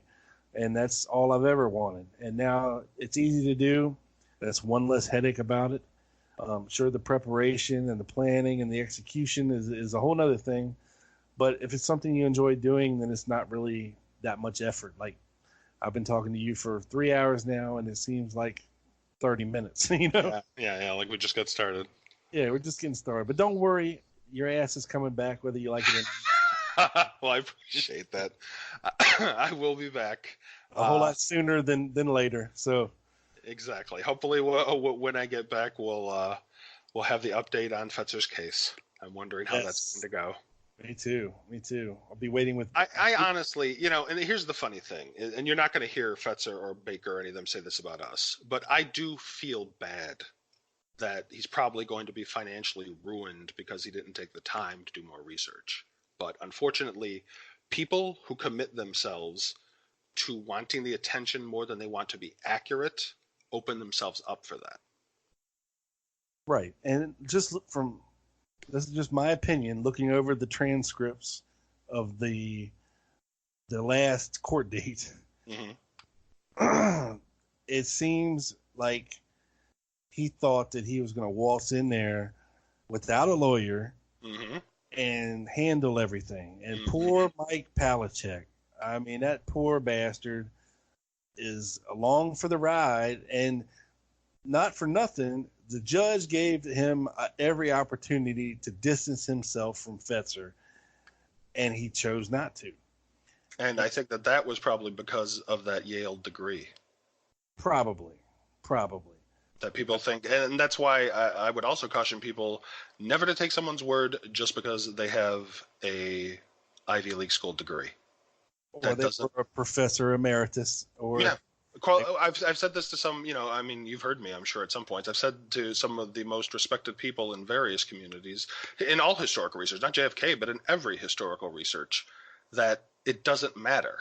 Your qualifications certainly do add weight to what you say, but they alone of themselves do not prove what you say. Correct. There's been plenty of doctors, lawyers who are sued for medical malpractice. But I mean, they do work on this case, and you would think, okay, well, damn, if they're they're a medical doctor and they got this, that, and this degree, well, then they should know what they're talking about. But the more you look into what they say, the more questions you might have for them, for instance, Yeah. But yeah, like you said, I mean, in this case, degrees mean nothing. It's what you do with your abilities to research and what you can prove. Yeah. And it's not, you can't just sit. As much fun as it would be just to sit on your ass at home and not everything is on the internet. Certainly. Malcolm Blunt proves that. God bless him. Rest in peace, MB, for all the good work you've done and all the time you spent in the archives. My goodness. And thank you for bestowing your legacy on various researchers, before you passed. And, it's people like him that we need more of. I mean, it's hard to do these days. I'd love to spend days and days and days and weeks in the archives and just be able to pour through shit. Who has the time? Who has the ability? Who has the money anymore? It's not like the old days where, you could retire at 50 and go spend, happen to live close to the archives where you can travel back and forth every day. I mean, I live close to the archives, but it would still be a huge burden to drive 2 hours there and back every day. Yeah. Well, and now it's, even though it's easier, like you said, it's still a challenge. I mean, we're lucky that we had people like Mary Farrell who built additions to their house to save files, and people like Malcolm Blunt that still go to the archives and dig stuff out. It's rare that we're going to have, and I would extend that to people like you too, Rob, and people like Chuck, that there are lots of just people from the public who are putting in an effort to try to make progress in this case. That's why we get mad when people like Baker get in the way of progress. And that's why it takes so long sometimes, because we're fighting on both sides. We're fighting to make progress while we're trying to knock down any myths that might pop up as we're trying to make progress. Right. And that's why we do this show. And that's why I have different folks from, different strokes on the show. Yeah. So you can make up your own mind from the get-go. Okay, was this guy crazy? Is he full of shit? Is he convoluted? Does he have it right? I mean, make up your own mind, but do your own research. Yeah. Don't just take people's word for it. That's right.